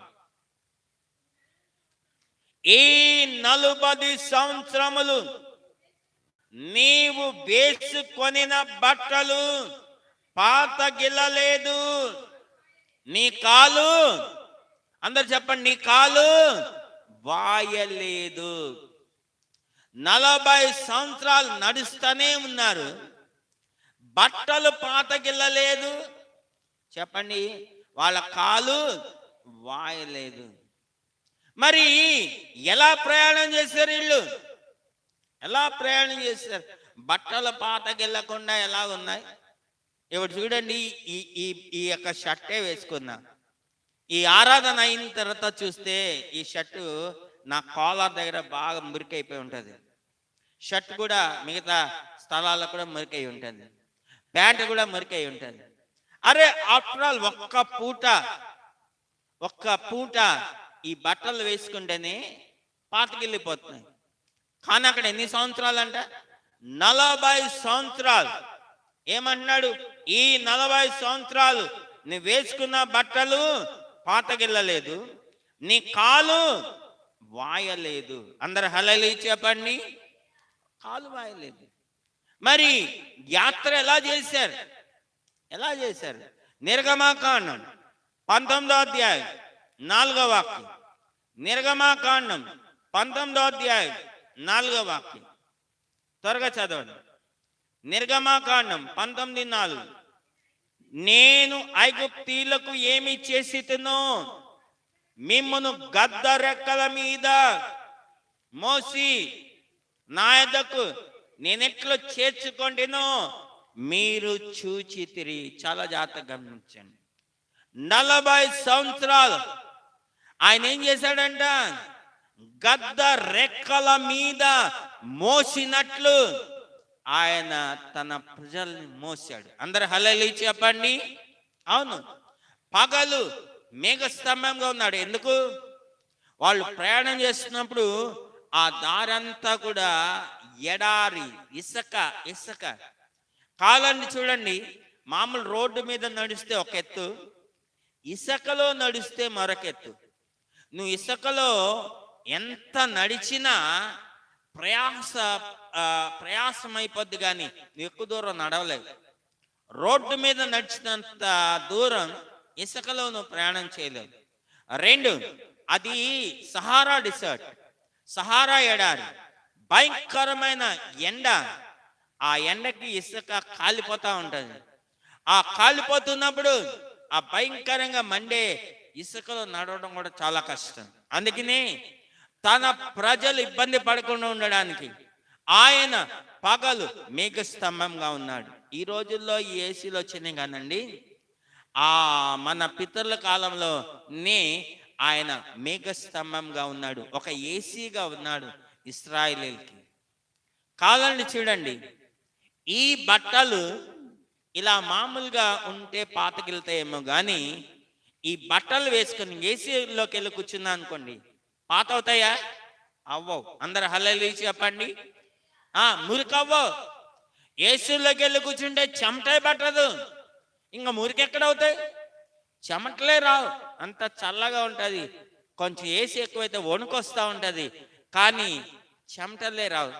చెమటలు రాకపోతే నీకు ఆ బట్టలే పాతకెళ్ళవు. కాబట్టి దేవుడు పగలు వాళ్ళకి ఆయన మేఘస్తంభంగా ఉన్నాడు, రాత్రులు చలి ఎక్కువగా ఉంటుంది, ఆయన అగ్ని స్తంభంగా ఉన్నాడు. ఆ విధంగా ఉండి వాళ్ళు నడిపిస్తా వచ్చాడు. ఆయన తన రెక్కల మీద వాళ్ళని మోసాడండి. అయినా వాళ్ళు ఏం చేస్తున్నారంటే వెనక్కి తిరిగి చూస్తూనే ఉన్నారు. అందరు హల్లెలూయా చెప్పండి. అపోస్తులైన పౌలు ఫిలిప్పీయులకు రాసిన పత్రిక 3వ అధ్యాయం 13వ వాక్యం. అపోస్తులైన పౌలు ఫిలిప్పీయులకు రాసిన పత్రిక 3వ అధ్యాయం 13వ వాక్యం. అక్కడ ఏం రాయబడిందో చూద్దాం. ఫిలిప్పీ 3:13. సహోదరులారా, తలంచుకోలేదు కొనను, అయితే ఒకటి చేయుచున్నాను, వెనుక ఉన్నవి మరచి ముందున్న వాటి కొరకై వేగిరపడుతున్నాను. చాలండి. వెనక ఉన్న వాటిని నేను మరుస్తున్నాను, ముందున్న వాటి కొరకు నేను వేగిరపడుతున్నాను. కానీ మనకి ఇదంతా రివర్స్ అయిపోతుంది. వెనక ఉన్న వాటి కొరకు వేగిరపడుతున్నా, ముందున్న వాటిని మర్చిపోతున్నాం. అందరు హల్లెలూయా చెప్పండి. అసలు ఇశ్రాయేలీయులని వెనక్కి తిరిగి చూడవలసిన అవసరం లేదు. కారణం ఏంటంటే ఐగుప్తు అనేది వాళ్ళని చాలా వేధించింది, వాళ్ళని చాలా బాధ పెట్టింది, వాళ్ళు బాగా శ్రమ పెట్టింది, వాళ్ళని ఇబ్బంది పెట్టింది, వాళ్ళని ఏడిపించింది, వాళ్ళ మనశ్శాంతి లేకుండా చేసింది. అయినా వీళ్ళు వెనక్కి చూస్తూ ఉన్నారు. అందరు హల్లెలూయా చెప్పండి. అసలు ఎవరైనా కానీ అంత వేధించిన దాన్ని వెనక్కి తిరిగి చూడకూడదు. కానీ మన తాతలకు ఏమొచ్చిందో, వెనక ఉన్న వాటిని మరచి ముందున్న వాటి కొరకు మనం వేగిరపడాలి. చూడండి, వీళ్ళు అక్కడ వెనుకంజ వేస్తూ ఉన్నారు. ఇక 3వ విషయం చూడండి, మూడో విషయం, దేవుడు సొదొమ గొమొర్రా పట్టణాల మీద అగ్ని గంధకాలు కురిపించి వాటిని నాశనం చేయాలనుకున్నాడు. కారణం ఏంటంటే ఆ పట్టణాల యొక్క పరిస్థితి, ఆ యొక్క పాపం చాలా ఘోరంగా అయిపోయింది. ఆ పట్టణాల్లో ఉన్న బలత్కారం, చెడుతనం చాలా ఎక్కువైపోయింది. ఎప్పుడైతే దేవుడు ఆ విధంగా అనుకున్నాడో ఆ పట్టణాల్లో లోతు కుటుంబం ఉంది. అబ్రహాం దేవునిని బ్రతిమలాడాడు. అప్పుడు దేవుడు ఏం చేశాడంటే 2 దేవదూతలను పంపించి ఉన్నాడు. ఆ దేవదూతలు ఆ లోతు ఇంటికి వెళ్ళారు. లోతుకి చెప్పారు, దేవుడు ఈ పట్టణాన్ని నాశనం చేయబోతున్నాడు, నువ్వు అర్జెంటుగా బయలుదేరాలి. అంటే లోతు ఏం చేస్తున్నాడంటే తన కుమార్తెలకి మాట్లాడిన ఆ యొక్క సంబంధాలు, అల్లుల కోసం ఆ లోతు తడవ చేస్తాం ప్రారంభించాడు. ఆ దేవదూతలు చూశారు, ఈ లోతు తడవ చేస్తా ఉన్నాడు. తడవ చేస్తా ఉండేటప్పటికి బలవంతంగా ఒక దేవదూత లోతు భార్యని, ఇంకో దేవదూత లోతు యొక్క 2 కుమార్తెలను పట్టుకొని ఆ సొదొమ గొమొర్రా పట్టణం నుంచి బయటికి లాక్కొని వచ్చారు. చెప్పారు, మీరు పొరపాటున వెనక తిరిగి చూడొద్దు, మీరు ముందుకే చూడాలి. అంటే సరే అన్నారు అందరూ. సరే బయటికి తీసుకొచ్చారు. కొంత దూరం తీసుకుని వెళ్ళారు. ఆ తర్వాత దేవదూతలు చెప్పారు, అక్కడ దూరంగా ఒక పర్వతం కనిపిస్తుంది, అక్కడ మీరు పారిపోండి, అక్కడ వెళ్ళి ఉండండి అని చెప్తే వీళ్ళు బ్రతిమలాడుకుంటున్నారు, అయ్యా అంత దూరం మేము వెళ్ళలేంలే, ఈ దగ్గరలో ఒక పర్వతం ఉంది, అక్కడ మేము వెళ్ళి ఉంటామంటే సరే పోండి అన్నాడు. అయితే వీళ్ళు బయలుదేరి వెళ్తా ఉన్నారు. లోతు భార్య ఏం చేసిందంటే ముందుకు వెళ్తా వెనక్కి తిరిగి చూసింది. అందరు హల్లెలూయా చెప్పండి. ఆ పట్టణాల్లో మేము ఇంతకాలం ఉన్నాం, ఆ పట్టణాల్లో మా అమ్మాయిలకి, మా కుమార్తెలకి అల్లుళ్ళు మాట్లాడి పెట్టుకొని ఉన్నాం, ఆ పట్టణాలని దేవుడు నాశనం చేస్తాడంట, అదంతా కూడా ఎలా నాశనం అయిపోతుందో చూద్దాం అని అలా వెనక్కి తిరిగి చూస్తా ఉంది. ఎప్పుడైతే వెనక్కి తిరిగిందో తిరిగినట్టుగా ఉప్పు స్తంభం అయిపోయింది. అందరు హల్లెలూయా చెప్పండి. అయితే మిగతా 3 ఉన్నారు, లోతు 2 కుమార్తెలు. వాళ్ళు మాత్రం దేవదూతలు చెప్పిన మాటలు దేవుని మాటలుగా వాళ్ళు తీసుకొని, ఈమె వెనక్కి తిరిగి చూసి ఉప్పు స్తంభం అయిపోయింది అని ఆమెను పట్టుకొని అలా వాళ్ళు కూడా వెనక్కి తిరిగి చూడలా, వాళ్ళు ముందుకే వెళ్ళిపోయారు. అందరు హల్లెలూయా చెప్పండి. ఆ రోజు ఉప్పు స్తంభం అయిపోయిన ఆమె ఈ రోజు కూడా అక్కడే ఉంది. మేము వెళ్ళి అక్కడ చూసి వచ్చాం. ఆమె అట్లా వెనక్కి తిరిగి చూస్తానే ఉంది, ఉప్పు స్తంభం అయిపోయి. అందరు హల్లెలూయా చెప్పండి. అక్కడ బోర్డు కూడా పెట్టి ఉంటుంది, లోత్స్ వైఫ్ పిల్లర్ ఆఫ్ సాల్ట్, అంటే లోతు భార్య ఉప్పు స్తంభం అయిపోయిందని బోర్డు కూడా పెట్టారు అక్కడ. అందరు హల్లెలూయా చెప్పండి. హల్లెలూయా హల్లెలూయా. ఈ సాయిబులు వెళ్తా ఉంటారు మక్కా మదీనా యాత్రకి వెళ్ళినప్పుడు, ఆమెను చూసి చెప్పులు ఇసిరేసి కొడతా ఉంటారు. ఏమంటారంటే సైతాన్ అని కొడతా ఉంటారు. ఏంటిది అది? చూడండి ఎంత వెనక్కి తిరిగి చూసి ఎంత శాపగ్రస్తం అయిపోయిందో.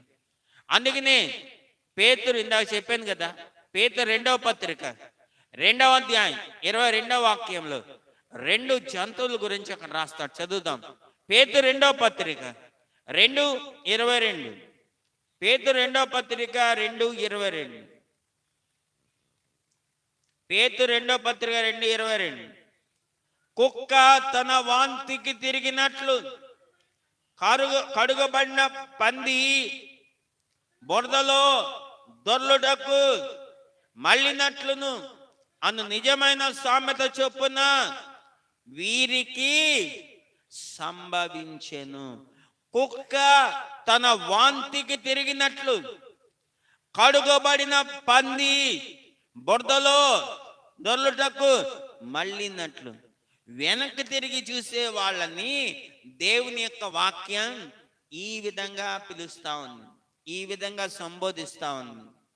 ఎవరైతే వెనక్కి తిరిగి చూస్తారో వాళ్ళ గురించి దేవుని యొక్క వాక్యం ఇదే చెప్తుంది. కుక్క తన వాంతికి తిరిగినట్లు, కడుగుబడిన పంది బురదలో దొర్లుటకు మళ్ళినట్లు అని దేవుని వాక్యం చెప్తా ఉంది. నేను కాదు, బైబిల్ చెప్తా ఉంది. అందుకనే యెషయా గ్రంథం 43వ అధ్యాయం 18వ వాక్యం. యెషయా గ్రంథం 43వ అధ్యాయం 18వ వాక్యం. మునుపటి సంగతులను 43:18 యెషయా మునుపటి సంగతులను జ్ఞాపకం చేసుకొనకుడి, పూర్వకాలపు సంగతులు తలంచుకొనకుడి. అందరు హల్లెలూయా చెప్పండి. మునుపటి కాలపు సంగతులు జ్ఞాపకం చేసుకోవద్దు, పూర్వకాలపు సంగతులు తలంచుకొనకుడి. అందరు హల్లెలూయా చెప్పండి. హల్లెలూయా, హల్లెలూయా. ఇది మూడవది.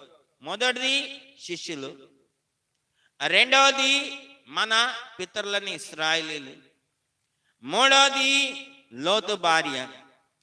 ఇక నాలుగవది మనం చూసినట్లయితే యోబు అనే ఒక ఆయన ఉన్నాడు బైబిల్లో. ఆ యోబుకి చాలా గొప్పవాడు. ఆ గొప్పవాడికి తగ్గట్టుగా ఆయన కుమారులు కుమార్తెలు కూడా ఉన్నారు. చదువుదాం. యోబు గ్రంథం 1వ అధ్యాయం 1, 2, 3 వచనాలు. యోబు గ్రంథం 1వ అధ్యాయం 1, 2, 3 వచనాలు. ఊజు దేశమందు యోబు అని ఒక మనుషుడు ఉండెను. అతడు యథార్థవర్తనుడును న్యాయవంతుడై ఉండి దేవుని యందు భయభక్తులు కలిగి విసర్జించిన వాడు. అతనికి బావినండి, అతనికి 7 కుమారులు 3 కుమార్తెలు కలిగిరి. వినండి, ఆయన ఆస్తి గురించి చెప్తున్నాడు. అతనికి 7,000 గొర్రెలు, 3,000 ఒంటెలు, 500 జతల ఎడ్లను, 500 ఆడుగాడిదలను కలిగి బహుమంది పనివారును అతనికి ఆస్తిగా ఉండను గనుక తూర్పు దిక్కు జనులందరిలో అతడే గొప్పవాడిగా ఉండెను. అందరు హల్లెలూయా చెప్పండి.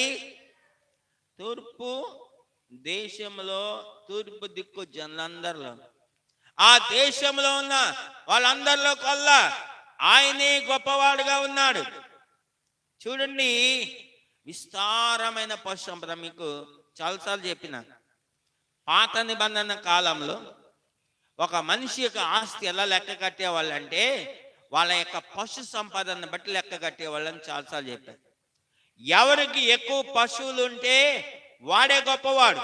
ఈ రోజుల్లో చూస్తే ఎంత ఆస్తి ఉంది, ఎన్ని ఎకరాల పొలాలు ఉన్నాయి, అలాగే ఎంత బ్యాంకులో డబ్బు ఉంది, ఎంత బంగారం ఉంది, స్థిర చర ఆస్తులు ఎన్ని ఉన్నాయి అని ఇవన్నీ కూడా లెక్క కడుతూ ఉంటారు. కానీ పాత నిబంధన కాలంలో ఎవరికి ఎక్కువ పశు సంపద ఉంటే వాడే గొప్పవాడు.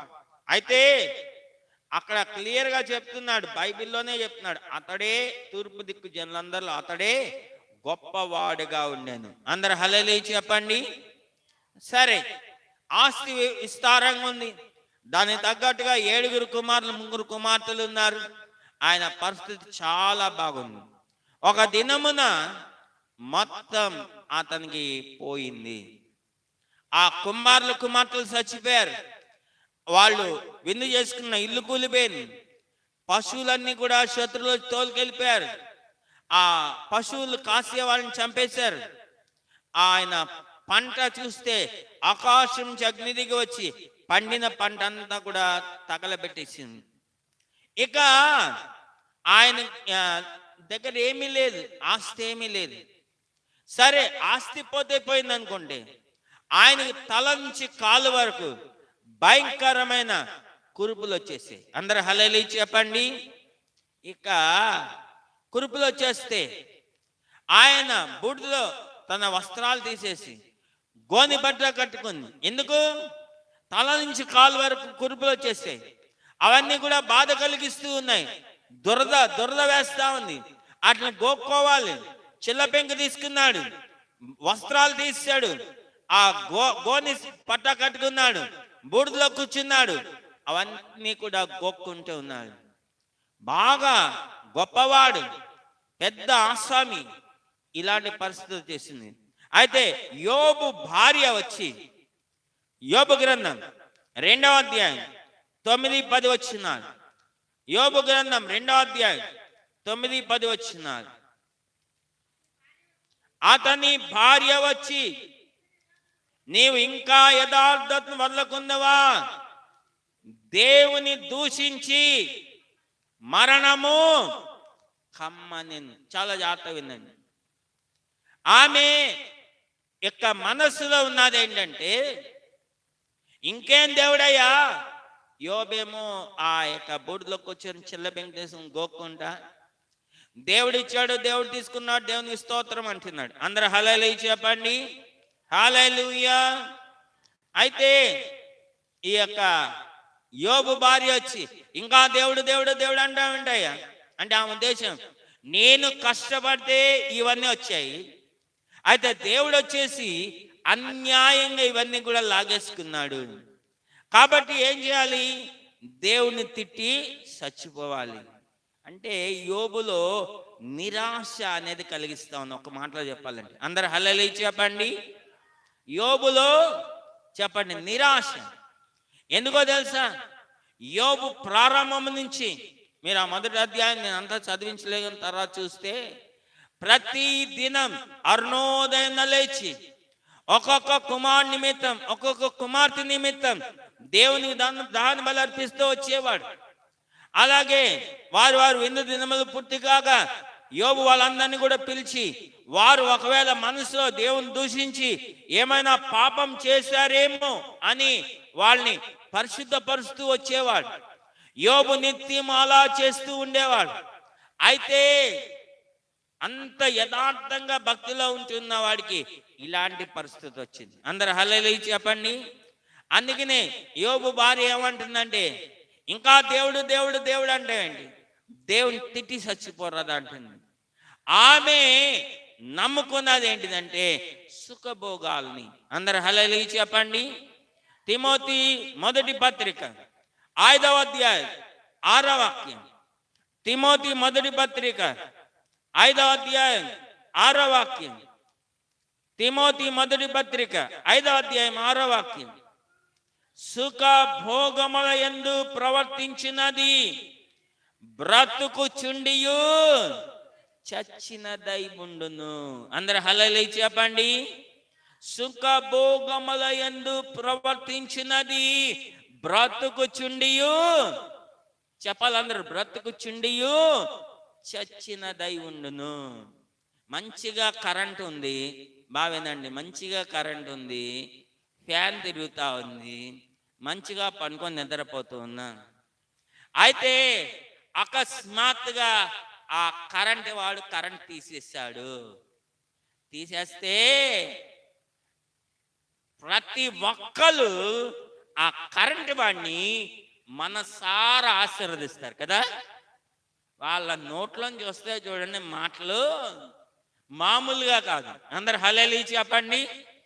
వాడి కంటికి కనిపిస్తే చంపనైనా చంపేస్తారేమో. చూడండి, ఎందుకు ఈ మాట చెప్తున్నాను, సుఖ భోగముల యందు ప్రవర్తించినది బ్రతుకు చుండియు చచ్చినదై ఉండును.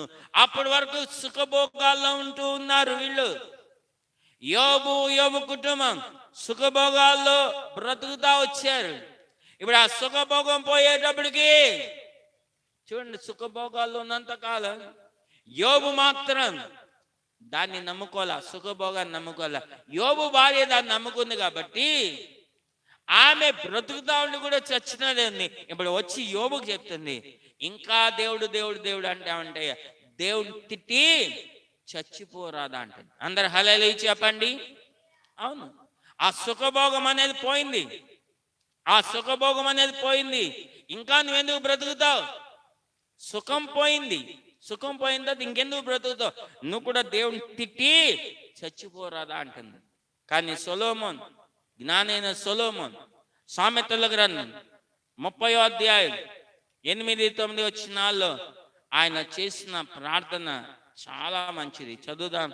సామెతల గ్రంథం 30వ అధ్యాయం 8-9 వచనాలు. వ్యర్థమైన వాటిని, అబద్ధములను నాకు దూరంగా ఉంచుము. పేదరికంనైనను, బాగా వినండి, పేదరికంనైనను ఐశ్వర్యంనైనను నాకు దయ చేయకము. తగినంత ఆహారము నాకు అనుగ్రహించుము.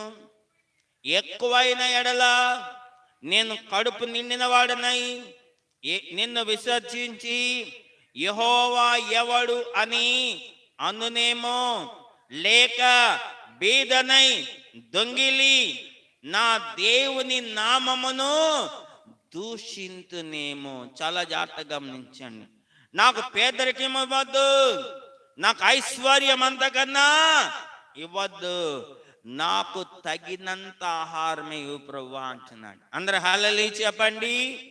అవును, ఎందుకంటే సుఖభోగాల్లో ప్రవర్తించినది బ్రతుకుచుండియు చచ్చినదై ఉండును. అయితేనండి, యోబు భార్య ఆయన్ని నిరాశలోనికి లాగాలని ప్రయత్నించినప్పుడు యోబు ధైర్యంగా నిలబడ్డాడు. కానీ యోబు ధైర్యంగా నిలబడ్డాడు. పరిస్థితి అలాగే ఉండేటప్పటికి యోబులో కూడా కొంత నిరుత్సాహం, కొంత నిరాశ వచ్చింది. యోబు గ్రంథం 3వ అధ్యాయం 24వ వచనం నుండి 26వ వచనం వరకు. యోబు గ్రంథం 3వ అధ్యాయం 24 నుండి. భోజనమునకు మారుగా నాకు నిట్టూర్పు కలుగుచున్నది, నా మొరలు నీళ్ళ వలె ప్రవహించుచున్నవి. ఏది వచ్చినని నేను బహుగా భయపడి తినో అది నాకు సంభవించుచున్నది. నాకు భీతి పుట్టించినదే నా మీదకి వచ్చినది. నాకు నెమ్మది లేదు, సుఖము లేదు, విశ్రాంతి లేదు, శ్రమయే సంభవించున్నది. అందరూ హల్లెలూయా చెప్పండి. యోబులో బాగా వినండి, యోబులో నిరుత్సాహం వచ్చేసింది, నిరాశ వచ్చేసింది. అయినా యోబు దేవుణ్ణి నోటితో గాని మనసులో గాని తిట్టలేదు. అందరూ హల్లెలూయా చెప్పండి. ఎంత నిరుత్సాహం వచ్చినా తిట్టలేదు.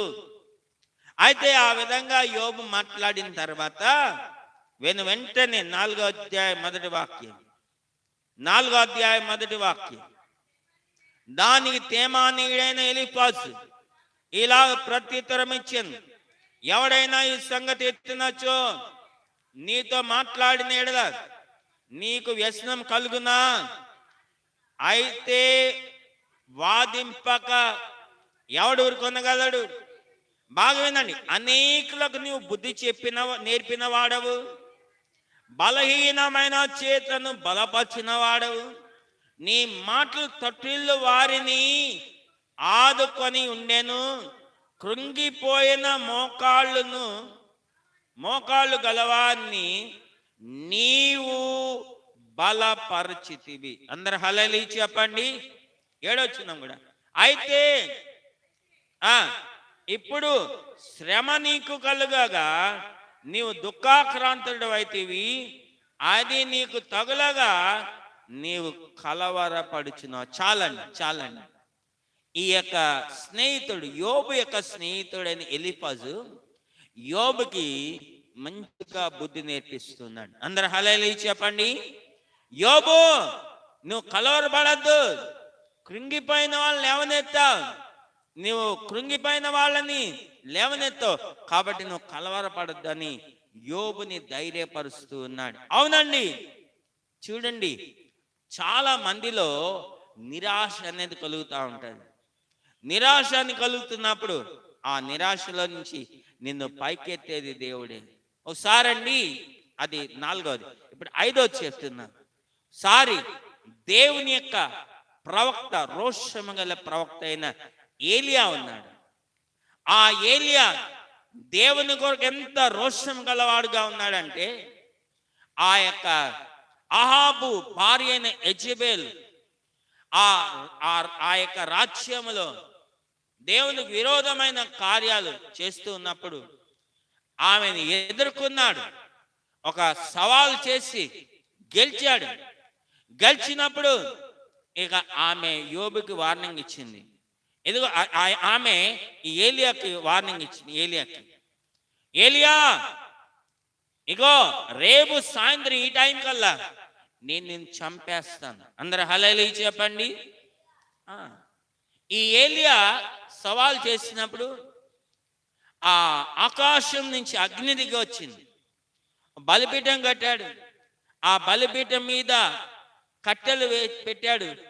ఆ యొక్క బలి పశువుని ముక్కలు ముక్కలు చేసి దాని మీద పెట్టాడు.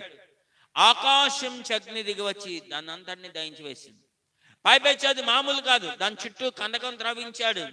ఆ బలి మీద నీళ్లను పోయించాడు. ఎంత పోయించాడు అంటే నీళ్లు కందకం కూడా నిండిపోయేటట్టు, నీళ్ళతో నిండిపోయేటట్టు పోయించాడు. అయితే ఆకాశం నుంచి అగ్ని దిగి వచ్చి మొత్తం దహించేసింది. నీళ్ళను కూడా ఆరిపోయేటట్టు చేసింది.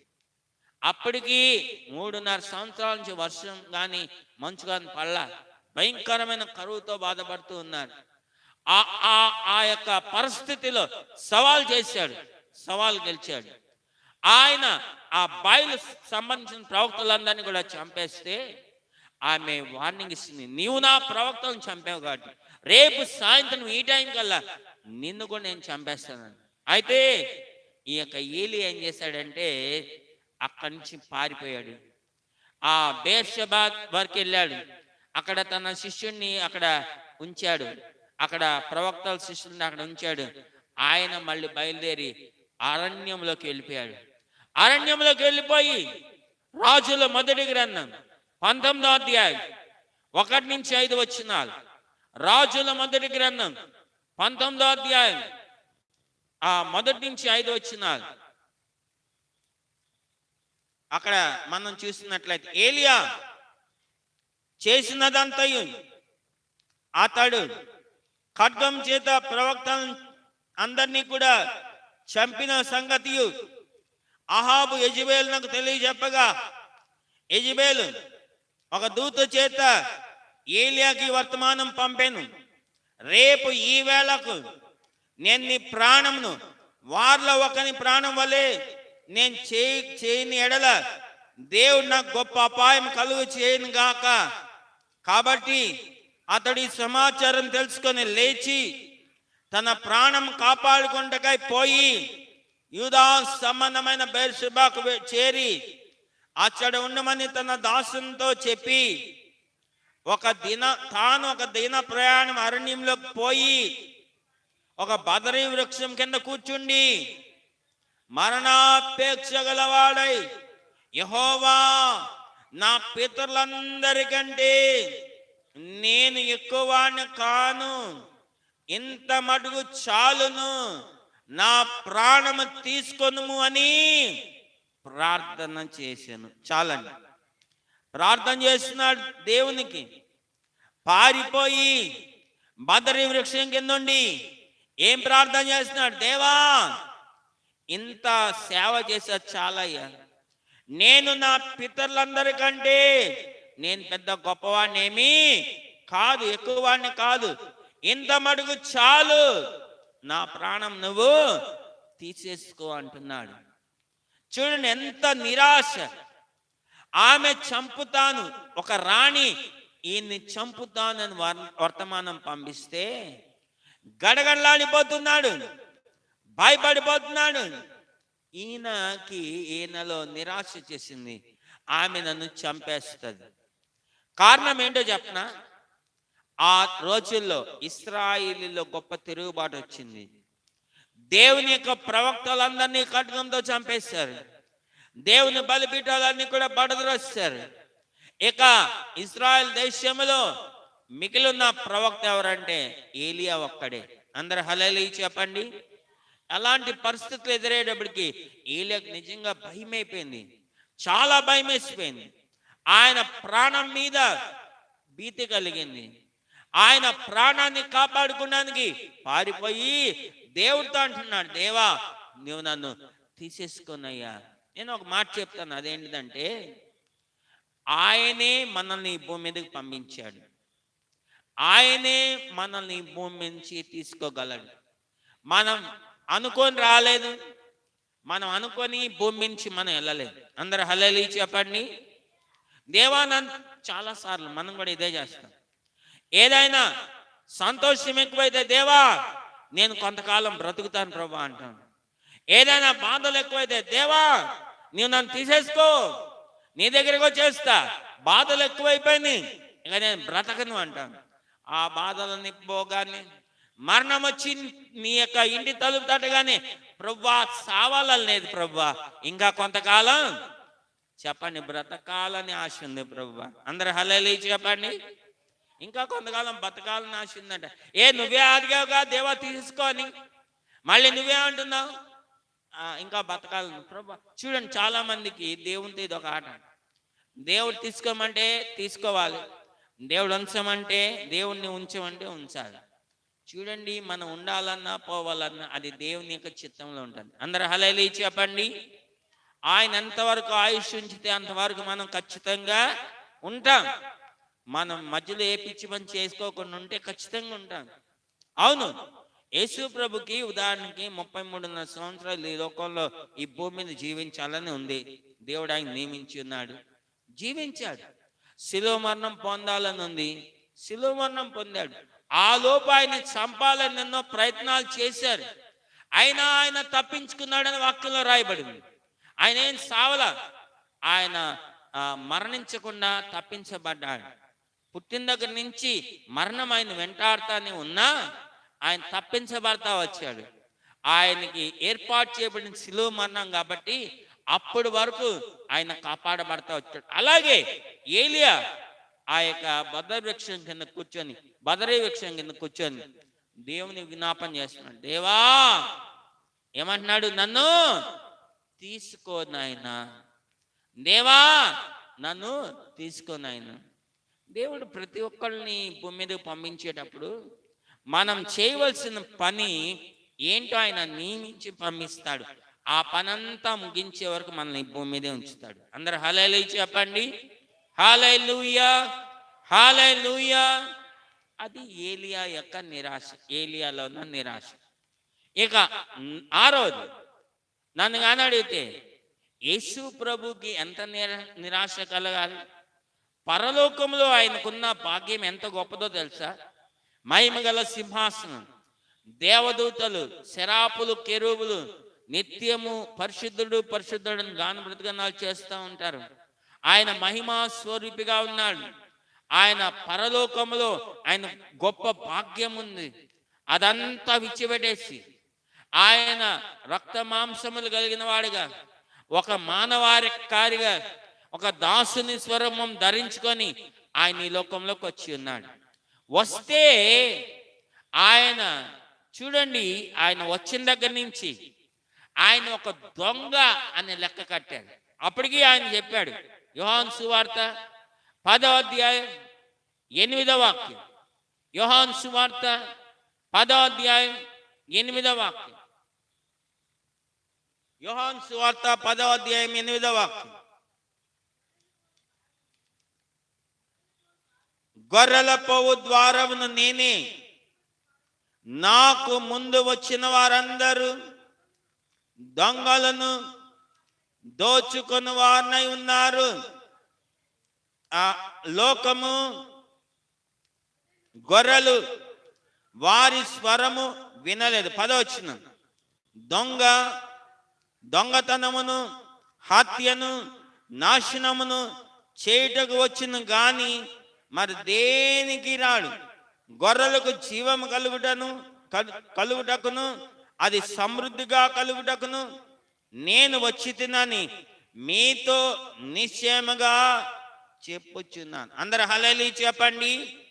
యేసు ప్రభు దోచుకున్నందుకు రాలేదు, యేసు ప్రభు దొంగగా రాలేదు. ఆయన జీవాన్ని ఇవ్వడానికి, ఆ జీవం సమృద్ధిగా ఇవ్వడానికి ఈ లోకంలోకి వచ్చి ఉన్నాడు. అయితే లోకం ఆయనని ఒక దొంగలాగా ఎంచింది. ఎట్లా ఎంచిందండి? దొంగలాగా ఎంచింది. లూకా సువార్త 22వ అధ్యాయం 53వ వాక్యం. లూకా సువార్త 22వ అధ్యాయం 53వ వాక్యం. అనుదినము మీ చెంత దేవాలయంలో ఉన్నప్పుడు మీరు నన్ను పట్టుకొనలేదు. అయితే ఆ ఆ చూడండి, ఆయన మీదకి వచ్చినప్పుడు ఎలా వచ్చారంటే ఒక బందిపోటు దొంగ మీదకి వచ్చినట్టుగా వచ్చారు. అందరు హల్లెలూయా చెప్పండి. హల్లెలూయా. ఆ మాట ఉంది 53.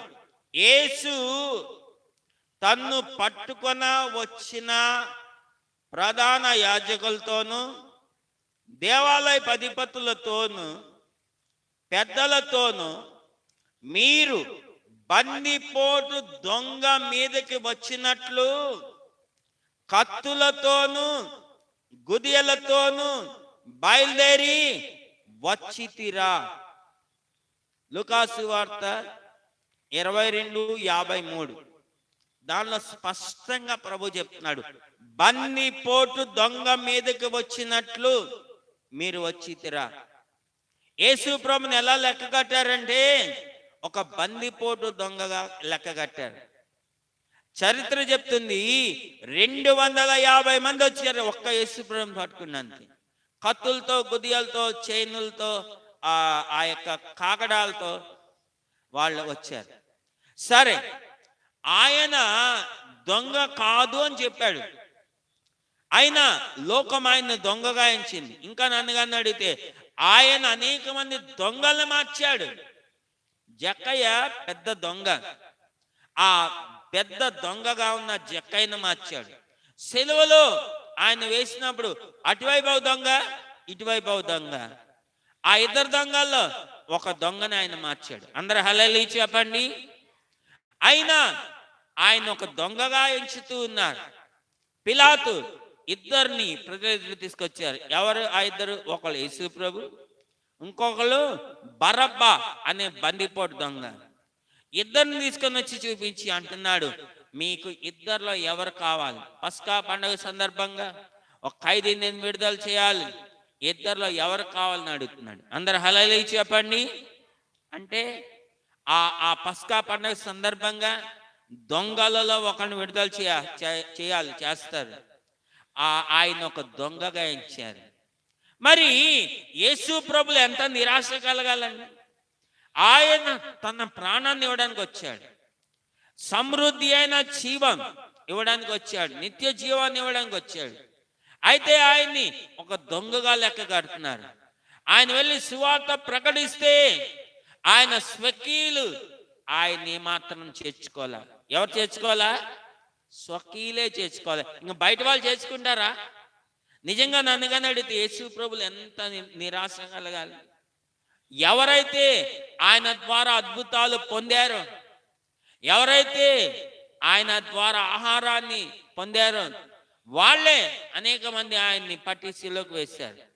ఆయన ద్వారా మేళ్లు పొంది ఆయనకి కీడును తలబెట్టారు. నిజంగా యేసు ప్రభుకి ఎంత నిరాశ కలగాలి. యేసు ప్రభు అనుకోవాలి కదా, ఏమని అంటే, నిజంగా నాకు పిలుపు ఉందా, నాకు దర్శనం ఉందా, నేను ఈ భూమి మీదకి నేను ఎందుకు వచ్చా, ఎందుకు అసలు సేవ చేశా అని అనుకోవాలి కదా. చూడండి, ఆయన ఇవన్నీ కూడా ఎదుర్కొంటూ ఉన్నాడు. అందరు హల్లెలూయా చెప్పండి. ఆయనలో ఏమాత్రం నిరాశ రాలేదు. నేను ఎంత సువార్త చెప్తున్నా, ఎంతమందికి సువార్త చెప్తున్నా, ఏంటి కొద్ది మందేనా నన్ను నమ్మింది, మిగతా వాళ్ళందరూ నన్ను నమ్మలేదా అని ఏ దినం కూడా, ఏ నాడు కూడా ఆయన నిరాశ చెందలేదు. అందరు హల్లెలూయా చెప్పండి. హల్లెలూయా. చాలా మంది నిరాశ చెందుతూ ఉంటారు. ఇంకెందుకు లేదు సేవ, మనం చెప్తే ఎవరు వినట్లేదు. ఒకసారి బయట దేశం నుంచి మిషనరీస్ వచ్చారు. మన దేశానికి సువార్త చెప్పడానికి బయట దేశం నుంచి వచ్చారు. సువార్త ప్రకటిస్తూ ఉన్నారు. ఏ ఒక్కళ్ళు కూడా రక్షించబడట్లే. వాళ్ళు దేశానికి ఉత్తరం రాసేశారు. ఏమనంటే, మేమెంత సువార్త చెప్తున్నా ఎవరు కూడా రక్షించబడట్లేదు, కాబట్టి మేము బయలుదేరి వచ్చేస్తున్నాం అని ఉత్తరం రాస్తే వాళ్ళు మళ్ళీ సమాధానం రాశారు. ఏమనంటే, మిమ్మల్ని మేము ఆ దేశాన్ని పంపించింది 4 రోజులు వాక్యం చెప్పి వెనక్కి రావడానికి కాదు, మీరు సరిగ్గా ప్రయత్నం చేయండి, కన్నీళ్లతో ప్రయత్నం చేయండి అని ఉత్తరం రాశారు. అందరు హల్లెలూయా చెప్పండి. వాళ్ళు ఏం చేస్తారు? కన్నీళ్లతో ప్రయత్నం చేయమన్నారని ఇక ఏడవడం ప్రారంభించారు కూర్చొని. చూడండి, వాళ్ళ ఇంటిలో కూర్చొని ఏడుస్తూ ఉంటే ఆ రోడ్లో ఒక పెద్ద భయంకరమైన రౌడీవాడు వెళ్తా ఉన్నాడు. ఆ రౌడీవాడు వీళ్ళ ఏడుపులు విన్నాడు. అయ్యో, తెల్లోళ్ళని ఎవరో ఏదో చేసేసారు, అందుకే కూర్చొని ఏడుస్తున్నారు. వాళ్ళు మేలు చేస్తానికి వచ్చారు, ఎవడ్రా వాడిని ఇట్లాగా ఏడిపిస్తున్నారు, వాళ్ళు కీడు చేసిన ఎవడు రాని వాడొచ్చాడు, వాడొస్తే వాడిని పట్టుకుని ఏడుస్తున్నారు. అందరు హల్లెలూయా చెప్పండి. వాడికి ఏంగా అర్థంగా వాడు ఏడవడం ప్రారంభించాడు. అరే, మన మన మన పేటలో రౌడీ వాడిని పట్టుకో, వాడు ఏడుస్తున్నాడు రా, ఏమైనా చూద్దామని మొత్తం పేట అంతా కదిలొచ్చింది. అందరు హల్లెలూయా చెప్పండి. హల్లెలూయా, హల్లెలూయా. అందరు ఏడవడం ప్రారంభించారు. వాళ్ళు కన్నీళ్లతో ప్రయత్నించారు. వాళ్ళు మొత్తం అందరూ కూడా రక్షించబడ్డారు. చూడండి, యేసు ప్రభు ఏమనాలి? యేసు ప్రభు ఏమనాలి? అయ్యో, నేను మళ్ళీ తండ్రి దగ్గరికి వెళ్ళిపోతా, ఎవరు కూడా నా మాట వినట్లా, నేను ఆడడం వేస్ట్ అయిపోయింది, నేను ఆఖరికి శిలువలో రక్తం కాచడం కూడా వేస్ట్ అయిపోద్ది అని ఆయన వెంటనే వెళ్ళిపోవాలి. శిలువ మరణం పొందకుండా వెళ్ళిపోవాలి. స్వార్థ ప్రకటించినప్పుడే ఎవరు రక్షణ పొందకపోతే వెళ్ళిపోవాలి. అయినా ఆయన ముందుకే చూస్తున్నాడు కానీ వెనక్కి చూడట్లే. అందరూ హల్లెలూయా చెప్పండి. హల్లెలూయా, హల్లెలూయా, హల్లెలూయా. ఆయన ఏమాత్రం కూడా నిరాశ చెందట్లేదు. ఆయన ధైర్యంగా ముందుకు వెళ్తూ ఉన్నాడు. వెనక్కి మాత్రం పొరపాటును చూడకూడదు. హెబ్రీయులకు రాసిన పత్రిక 6వ అధ్యాయం 4-6 వచనాలు త్వరగా చదవాలి. హెబ్రీ 6:4-6. ఒకసారి వెలిగించబడి పరలోక సంబంధమైన వరములను చూచి, ఒకసారి వెలిగించబడి పరలోక సంబంధమైన వరములను చూచి పరిశుద్ధాత్మలో పాలువారై దేవుని దివ్య వాక్యమును రాబో యుగ సంబంధమైన శక్తుల ప్రభావమును అనుభవించిన తరువాత తప్పిపోయిన వారు తమ విషయములో దేవుని కుమార్ని మరలా సిలువేయు బాహాటముగా ఆయన అవమానపరుచున్నారు గనుక మారు మనసు పొందినట్లు అట్టి వారిని నూతన పరచుట అసాధ్యం. అందరు హల్లెలూయా చెప్పండి. హల్లెలూయా, హల్లెలూయా. వెనుకంజ వేసిన వాళ్ళు వెనక్కి వెళ్ళిపోతారు. అందుకనే ఇదే హెబ్రీ పత్రిక 12వ అధ్యాయం 1-2 వచనాలు, ఇంత గొప్ప సాక్షి సమూహము మేఘము వలె మనల్ని ఆవరించినందున మనము కూడా ప్రతి భారమును సులువుగా చిక్కులు పెట్టు పాపమును విడిచిపెట్టి విశ్వాసమునకు కర్తయు దానిని కొనసాగించువాడునైన యేసు వైపు చూచుచు మన ఎదుట ఉంచబడిన పందెములో ఓపికతో పరిగెత్తుదాము. అందరూ హల్లెలూయా చెప్పండి. హల్లెలూయా, హల్లెలూయా. మనము కూడా ముందుకే చూడాలి. ముందుకు చూస్తే ఎవరున్నారు? మన ప్రభువైన యేసుక్రీస్తున్నాడు. విశ్వాసమునకు కర్తయు దాన్ని కొనసాగించేవాడైనా యేసు మన ముందున్నాడు. అందరూ హల్లెలూయా చెప్పండి. సారండి, ప్రభు సువార్త పరిచర్య ప్రారంభించక ముందు ఆయన శిష్యుల్ని పిలుస్తున్నాడు. ఆయన అన్నాడు, ప్రభువా, నేను నిన్ను వెంబడిస్తాను కానీ నా తండ్రిని పాతి పెట్టుకొని రావడానికి నాకు సెలవు ఇవ్వమన్నాడు. ప్రభు అడిగాడు, ఏంటి నీ తండ్రి చనిపోయాడా? చనిపోలేదయ్యా, ఆయన ముసలోడుగా ఉన్నాడు. ఆయనంట ముసలోడైపోయాడంట. ఆయన చచ్చిపోయే వరకు ఉండి ఆయన చచ్చిపోయిన తర్వాత పాతి పెట్టుకుని వస్తాడంట. ప్రభు అంటున్నాడు, మృతులు తమ మృతులను పాతి పెట్టుకుంటారు, నువ్వైతే వచ్చి నన్ను వెంబడించు. అందరు హల్లెలూయా చెప్పండి. వెనక్కి చూడకూడదు అని. ఒకవేళ ప్రభువు గాని వెనక్కి చూశాడు అనుకోండి, ఏం జరుగుతుందో తెలుసా? వాక్యం ఏం చెప్తుందంటే, యెషయా గ్రంథం మీరు చదవట్లే 38:17, మన పాపములను ఆయన వీపు వెనుక తట్టు పారవేసి ఉన్నాడు. అందరు హల్లెలూయా చెప్పండి. ఎక్కడ పడేశాడు? మన పాపంలోను ఆయన వీపు వెనక్కి తట్టి పడేశాడు. అందుకని ఆయన వెనక్కి చూడు. వెనక్కి ఆయన కానీ వెనక్కి చూస్తే మన పాపాలు కనిపిస్తాయి. అందుకని ఆయన వెనక్కి చూడు, ఆయన ముందుకే చూస్తాడు. అయితే కొన్ని సందర్భాల్లో మాత్రం వెనక్కి చూడాల్సి వస్తుంది. ఏ సందర్భాలు అంటే, అపోస్తులైన పౌలు తన వెనకటి స్థితిని జ్ఞాపకం చేసుకుంటూ ఉన్నాడు.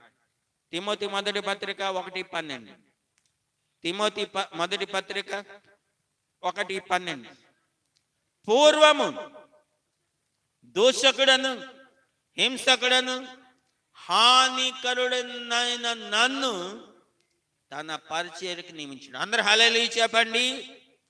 వెనక్కి చూస్తున్నాడు. ఎందుకు అంటే, ఆయన హెచ్చిపోకుండా నిమిత్తం. దేనికోసం?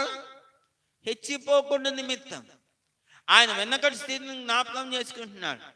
నేను పూర్వం హింసకుడిని, దూషకుడను, హానికరుడు.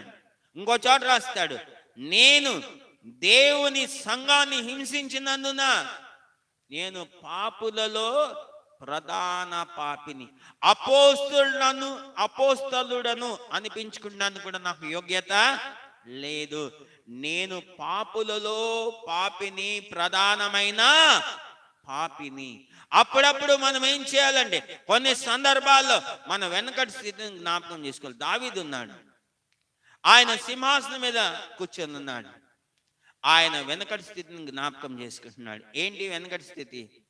దావీదు యొక్క వెనకటి స్థితి ఏంటంటే, గొర్రెలు కాసేవాడు. తన ఇంట్లో అందరికన్నా చిన్నవాడు, బక్కగా ఉండేవాడు, బలహీనుడు, ఏ పని చేత కానివాడు.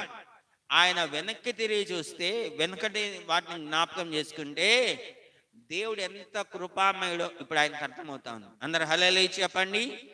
ఎన్నిక లేని వాడిని, బలహీనుడిని, జ్ఞానం లేని వాడిని, అలాంటి వాడిని తీసుకొని వచ్చి సింహాసనం మీద కూర్చోబెట్టు, ప్రభువానికి స్తోత్రం అని చెప్తాడు. కొన్ని సందర్భాల్లో వెనకటి స్థితి జ్ఞాపకం చేసుకోవాలి. కానీ కొంతమంది ఏం చేస్తారంటే, తమ వెనుకటి స్థితిని చూసి అతిశయిస్తారు. అదే చాలా తప్పు. అందరు హల్లెలూయా చెప్పండి. అతిశయించకూడదు. వెనుకటి స్థితి జ్ఞాపకం చేసుకునేది అతిశయించడానికి కాదు. ఒక ఆయన చెప్తాడు సాక్ష్యం. ఏం చెప్తాడంటే, నేను బాగా తాగేవాడిని. ఎంత తాగేవాడిని అంటే, ఎంత తాగినా పడకుండా కరెక్ట్ గా నడిచేవాడిని. ఏంటంట చెప్పండి? ఎంత తాగినా చెప్పండి. తూలేవాడిని కాదు, ఎక్కడ పడితే అక్కడ బురద గుంటలో రోడ్డు మీద పడేవాడిని కాదు. ఎంత తాగినా డైరెక్ట్ గా స్థిరంగా నిలబడేవాడిని. అతిశయిస్తూ ఉంటారు, తమ వెనకటి స్థితిని చూసి అతిశయిస్తూ ఉంటారు. దొంగలు చెప్తా ఉంటారు ఏమనంటే, నేను ఎంత దొంగతనంలో ఎంత సీనియర్ అంటే, నేను దొంగతనం చేసి వెళ్ళిన అసలు ఏ ఆనవాళ్ళు కూడా లేకుండా దొంగతనం చేసేవాడిని. అందరు హల్లెలూయా చెప్పండి. చాలా మంది అతిశయించడానికి కాదు మన వెనకటి స్థితి గుర్తు చేసుకునేది. మనం వెనకటి స్థితి గుర్తు చేసుకున్నాక, ఎందుకంటే మనం హెచ్చిపోకుండా ఉండాలి. మన దేవుడు మనకి ఇచ్చిన స్థితిని బట్టి గర్వం రాకుండా ఉండాలి. అసలు మనలో నిరాశ అనేది ఉండకూడదు. శిష్యులండి, వాళ్ళలో నిరాశ చేసింది. దేవుడు వాళ్ళని పిలిచింది మళ్ళీ వెనక్కి వెళ్ళిపోవడానికి కాదు. అందుకనే ఆయన మూడోసారి మళ్ళీ దర్శిస్తున్నాడు. ఒకసారి గదిలో ఉన్నప్పుడు 2 సార్లు దర్శించాడు. ఇప్పుడు మళ్ళీ మూడోసారి ఆ తిబేరియా సముద్ర తీరంన ఆయన వాళ్ళని దర్శిస్తున్నాడు. ఏ విధంగా వాళ్ళని పిలిచినప్పుడు దర్శించాడో, గెన్నెసరు సరస్సు తీరంన ఎలాంటి అద్భుతం చేసి దర్శించాడో, తిబేరియా సముద్ర తీరమును కూడా అదే అద్భుతం చేసి వాళ్ళని దర్శిస్తూ ఉన్నాడు. తద్వారా వాళ్ళ పిలుపుని, వాళ్ళ ఏర్పాటుని వాళ్ళు నిశ్చయం చేసుకోవాలని, తిరిగి వాళ్ళు సేవలోనికి రావాలని, తమ యొక్క అసలైన స్థితిలోనికి రావాలని, తమ యొక్క దేవుని తమ విషయంలో ఉన్న దేవుని చిత్తాన్ని నెరవేర్చాలని ప్రభు వాళ్ళని దర్శిస్తున్నాడు. ఈ దినం నా ప్రేమైన సహోదరుడా, సహోదరి, ప్రభు నేను చాలా సార్లు దర్శించాను. ఈ దినమున ఈ వాక్యం ద్వారా కూడా నిన్ను దర్శిస్తున్నాడు. ఆయన నువ్వు తిరిగి నీ యొక్క యథార్థ స్థితిలోకి రావాలి. నువ్వు వెనకంజ వేయాలని చూస్తున్నావు. కొంతమంది ఆల్రెడీ వెనకంజ వేస్తారు. అలాంటి వాళ్ళని తిరిగి రమ్మని ప్రభు పిలుస్తున్నాడు. అందరు లేచి నిలబడదాం. అందరు లేచి నిలబడదాం. అందరు లేచి నిలబడి కళ్ళు మూసుకుందాం.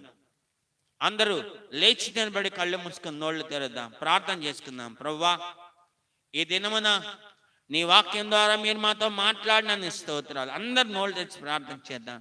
అవును ప్రభువా, నీ వాక్యం ఎంతైనా సత్యమైనది. ఈ దినమున మీరు మాతో మాట్లాడిన ప్రతి మాటను బట్టి స్తోత్రాలు. ఈ వాక్యం అంతా కూడా నీ దేవా ప్రతి బిడ్డ హృదయంలో భద్రపరచబడాలి. అవును ప్రభువా, చాలా మంది నిరాశ నిస్పృహలో ఉంటున్నారు. వెనుకంజ వేసిన స్థితిలో ఉంటున్నారు. ఈ దినమున బిడ్డలందరినీ మీరు దర్శించి ఉన్నారు.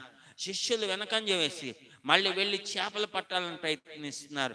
ఎంత చేపలు పట్టాలని ప్రయత్నించినా, ఎంత రాత్రి అంతా వలలు వేసినా ఒక్క చేప కూడా దొరకలేదు. అవును ప్రభువా, ఈ దినమున ఈ నిరాశ నిస్పృహలో ఉన్న వాళ్ళు ఎంతమంది అయితే వెళ్ళారో, వెనక్కి వెళ్ళారో, వాళ్ళు ఎంత ప్రయాసపడినా ఎలాంటి ప్రతిఫలం లేకుండా ఉంటూ ఉన్నారు. ఇప్పటికైనా వాళ్ళు తెలుసుకోవాలి, వాళ్ళు గ్రహించాలి. ఈ వాక్యం ద్వారా వాళ్ళు గ్రహించినట్లు సహాయం చేయండి. మీ పిలుపు, మీ ఏర్పాటు ఏంటో వాళ్ళు ఎరుగునట్లు మీరు సహాయం చేయండి. అవును ప్రభువా, మీరు అది గుర్తు చేయడానికే ఆ విధంగా చేపలు దొరకకుండా చేశారు. మీరు వచ్చి మాట సెలవు ఇచ్చినాడు విస్తారమైన చేపలు పడేటట్లు చేశారు. ఈ దినమున విన్న ప్రతి మాట ప్రతి బిడ్డ హృదయంలో భద్రపరచబడిన సహాయం చేయండి. దేవుని యొక్క బిడ్డలు ఇలాంటి పరిస్థితుల్లో నిరాశ నిస్పృహలకు వెళ్తున్నారు. వాళ్ళు దాంట్లోంచి ఏ విధంగా బయటికి రావాలో ఈ దినమున బిడ్డలతో మాట్లాడు స్తోత్రాలు. విన్న ప్రతి మాట ప్రతి బిడ్డ హృదయంలో భద్రపరచబడాలి. బిడ్డలని మాటలు వింటే మాత్రమే కాదు, వాక్యానుసారంగా నడుచుకోవాలి. నీ నిత్యమైన రాకడే రాజు అని బిడ్డలు మీరు సిద్ధపరచండి. ఆశ్చర్య కార్యాలు బిడ్డల జీవితాలు జరిగించండి. సమస్త ఘనత మహిమ ప్రభావములు మీరు మాత్రమే పొందుకోండి. ఈ వారం అంతా బిడ్డలు చేసిన ఉద్యోగాలు, వ్యాపారాలు, చదువులు, చేతులన్నింటినీ ఆశీర్వదించి దీవించండి. మీరు అక్కడ ఆశీర్వతి నిశ్చితమైన వచ్చేవారు మేమందరం కలుసుకుని ఇంకా ఎన్నో విషయాలు నేర్చుకున్న కృపను దయచేయండి. భయంకరమైన వేసవికాలంలో ఉంటున్నాం. బిడ్డలందరినీ కాపుదల భద్రతలు సమర్పిస్తున్న కాచికాడు భద్రపరచండి. ఈ యూట్యూబ్ లో ఎంతమంది నీ మాటలు వింటున్నారు, ఈ లైవ్ లో వింటున్నారు, లేదా యూట్యూబ్ లో వింటున్నారు, వాళ్ళందరినీ నీ వాక్యం దర్శించిన స్తోత్రాలు. వాళ్ళ యొక్క వెనుకంచెలో నుంచి, వాళ్ళ యొక్క నిరాశ నిస్పృహలోంచి వాళ్ళని పైకి లేవనెత్తిన స్తోత్రాలు. ప్రతి బిడ్డను కూడా దర్శించి సన్నించి నీ నిత్యమైన రాకరాజ్యం సిద్ధపరచి సమస్త ఘనత మహిమ ప్రభావములు మీరు మాత్రమే పొందుకోమని బిడ్డల్ని కృపగా సమర్పిస్తూ యేసు నామములో అడిగి వేడుకొని ప్రార్థిస్తున్నాం తండ్రి, ఆమేన్. తండ్రి అయిన దేవుని యొక్క ప్రేమ, కుమారుడైన యేసుక్రీస్తు కృప, పరిశుద్ధాత్మిక అన్యోన్య సహవాసం, సమాధానం కూడి ఉన్న ప్రతి బిడ్డకు దేవుని యొక్క రాకడ పర్యంతం సదాకాలం తోడే ఉండి నడిపించునుగాక. ఆమేన్. నా ప్రాణమా యెహోవాను సంధించుము, నా అంతరంగం సమస్తమైన పరిశుద్ధనామమును సంధించుము. నా ప్రాణమా యెహోవాను సంధించుము. ఆయన చేసిన ఉపకారములలో దేనిని మరొకము. యేసు రక్తమే ఇచ్చాం, శిలువ రక్తమే ఇచ్చాం, క్రీస్తును సంపూర్ణ విచ్చాం, వాదికులకనంత నాశనం యేసు రక్తమే ఇచ్చాం. హల్లెలూయా, హల్లెలూయా, హల్లెలూయా. అందరికి